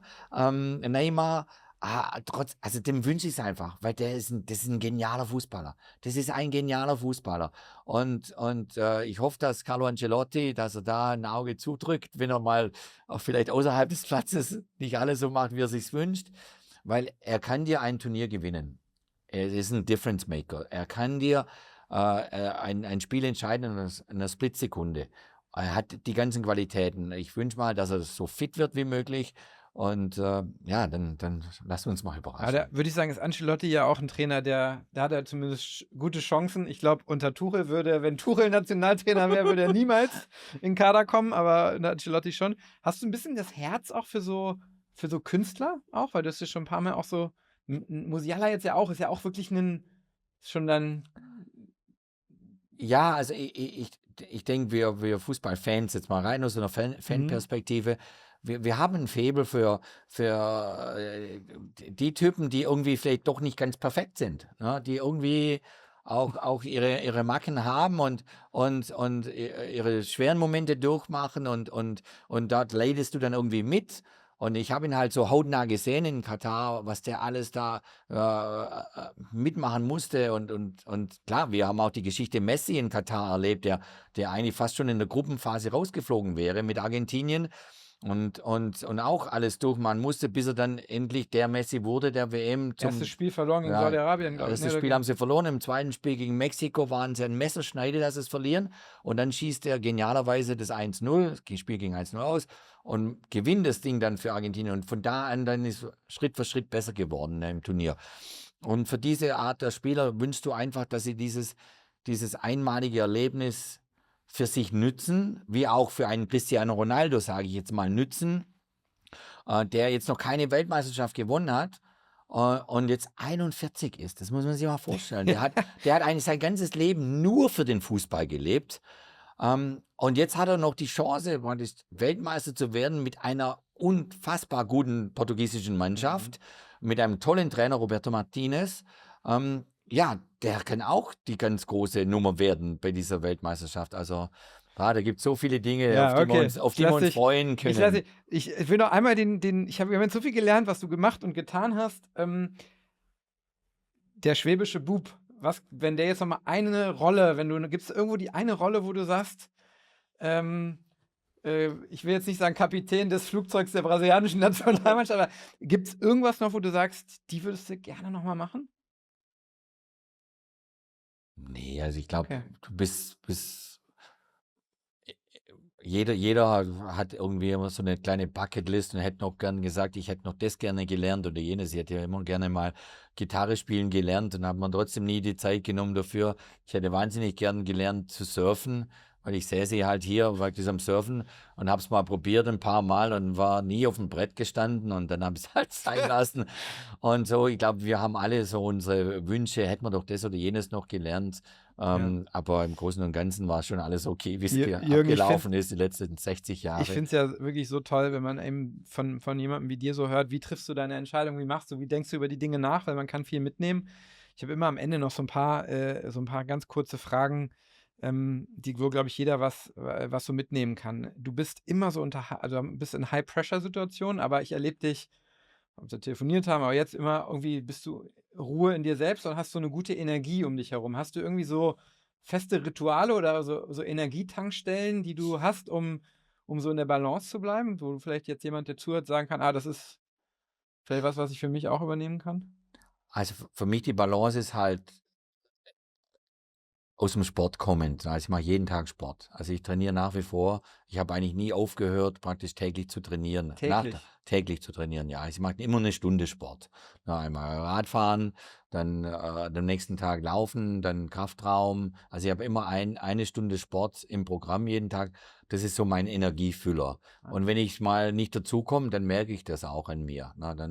Ich war heute Morgen hier am Strand extra joggen vor dem Podcast, um die richtige Energie zu haben. Ja. Also, und das gibt mir dann auch irgendwie viel positive Energie immer. Und dann, ich bin auch ein Outdoor-Mensch. Also ich bin immer gerne draußen. Ich bin immer gerne in der frischen Luft und ich kann nicht stundenlang irgendwie im Haus sitzen oder halt im Büro sitzen. Also ich brauche die frische Luft. Das ist enorm wichtig für mich. Ich habe ein Thema ausgespart, da gehe ich jetzt auch nicht wieder hin. Das ist das Thema Hertha BSC. Da sprechen wir gar nicht drüber. Ich habe nur an eine Sache. Du bist mit einem riesen Presseding gekommen. Das war ein Riesenthema, Big City Club. Eigentlich warst du nur, glaube ich, erst im Aufsichtsrat, bist dann Trainer geworden. Das war ja zumindest in der deutschen Wahrnehmung ein riesen. Ja, du bist ja wie geflüchtet laut der deutschen Presse. Und aus meiner Wahrnehmung habe ich nur gedacht, als ich darüber nachgedacht habe, wir sprechen gar nicht inhaltlich über Hertha, keine Sorge, aber wie mutig muss man eigentlich sein oder was hat den Jürgen so stark gemacht, das dann so zu entscheiden, obwohl er wusste, er wird danach, diese Entscheidung braucht er, aber er wird danach geächtet werden, sozusagen, ja? Und das hast du an vielen Stellen, du hast nach der WM gesagt, 2006, ich gehe jetzt, sozusagen, also du hast ganz oft in deinem Leben so für dich eine Entscheidung gefällt und die durchgezogen, wobei ganz viele Leute in ihrem Leben sagen würden, das mache ich nicht, weil der und der und der wird dann vielleicht sauer, also ich gucke, was andere von mir denken. Ist das was dir einfach, ich sag mal, in Amerika würde man I don't give, ja. So eine Mentalität, dass du sagst, es ist mir egal, was die anderen denken, ich treffe meine Entscheidung, oder? Ja, also wenn ich halt in eine Situation komme, wo ich weiß, es wird nicht besser. Also sprich, ich werde jetzt nicht mehr geben können und ich werde nichts daran, also an der jeweiligen Konstellation nichts ändern können, dann ist es für mich einfach in dem Moment eine sehr trockene Entscheidung, und wohl wissend, dass dann viele dich kritisieren werden oder es wird dann ein bisschen rau, die Luft. Ein bisschen Also, ist gut. ja, Ja. das macht mir in dem Moment gar keine Angst in dem Sinne, ne? Weil ich weiß, es würde nur schlimmer werden. Ne? Also das Abenteuer Hertha BSC da auszuhelfen, erst im Aufsichtsrat und dann als Trainer, ähm, da kann man natürlich sagen, das hätte ich gar nicht eingehen dürfen, als erstes, aber dann sage ich immer, bevor ich nicht drin bin, weiß ich ja nicht, um was es geht. Ne? Ich weiß ja jetzt nicht, was wirklich, Siehst du das als wo, Fehler im Nachhinein dann irgendwie eigentlich? nein, Nee, ne? weil Genau, also meine ich auch die nicht. Informationen, die ich dann gesammelt habe, Mhm. erfahren habe und die Begegnungen und all diese Meetings und all diese Versuche dann, die musst du erst machen, sonst weißt du nicht, an was es liegt, warum es nicht zu einem Big City Club kommt oder warum die Sache nicht ins richtige Lot kommt. Ne? Ähm, Wenn du dann aber weißt, warum es nicht funktioniert, warum es nicht klappt und dann in den Gesprächen dann mit den Verantwortlichen das immer wieder wiederholst und sagst, ne? Und vor allem natürlich auch mit dem damaligen Investor, dem Lars Windhorst in den Diskussionen, dann kommst du halt zum Punkt, so, okay, sie wollen es in dem Moment nicht verstehen oder wollen es nicht wahrhaben. Und dann weiß ich, es wird nur schlimmer jetzt. Ne? Also, und deswegen habe ich gesagt, okay, bevor es aber jetzt nur noch schlimmer wird, dann sage ich Ihnen lieber, dann bin ich halt nicht mehr dabei bei dieser Entwicklung, weil ich weiß ja, warum es jetzt schlimmer wird. Mhm. Ne? Also, Spannend, weil ich glaube, ja. und ist deine Erfahrung dann, weil man denkt ja immer, okay, man stößt jetzt den vor Kopf und den vor Kopf und den vor Kopf. Ist deine Erfahrung dann, die sprechen alle nicht mehr mit dir oder ist es dann vielleicht die Erfahrung sogar auch weil viele trauen sich solche Entscheidungen nicht zu treffen aus Angst vor Rejection, sage ich mal. Ja. Hast jetzt wahrscheinlich zu einigen sogar also auch noch ein Verhältnis oder Ja, nee, danach dann Monate später wieder mit Lars Windhorst ausgetauscht, getroffen, auch hier in Los Angeles, weil er hatte die richtige Grundidee. Er wollte etwas machen aus einem tollen Club, Traditionsclub, in unserer Hauptstadt. Aber aufgrund all diesen Punkten, die ich ihm aufgelistet habe, dann natürlich noch, wo das ja dann auch publiziert wurde noch, ja, kann das halt nicht zustande kommen. Es Mhm. wird nicht passieren, es wird nicht umgesetzt. Und dann hat er ein Jahr später selber, ja, oder 1,5 Jahre später dann selber die Reißleine gezogen. Er sagt, okay, dann habe ich das Geld jetzt, das ich da investiert habe, in den Sand gesetzt. Es ist halt nun mal so, aber ich verlasse dann auch das Schiff.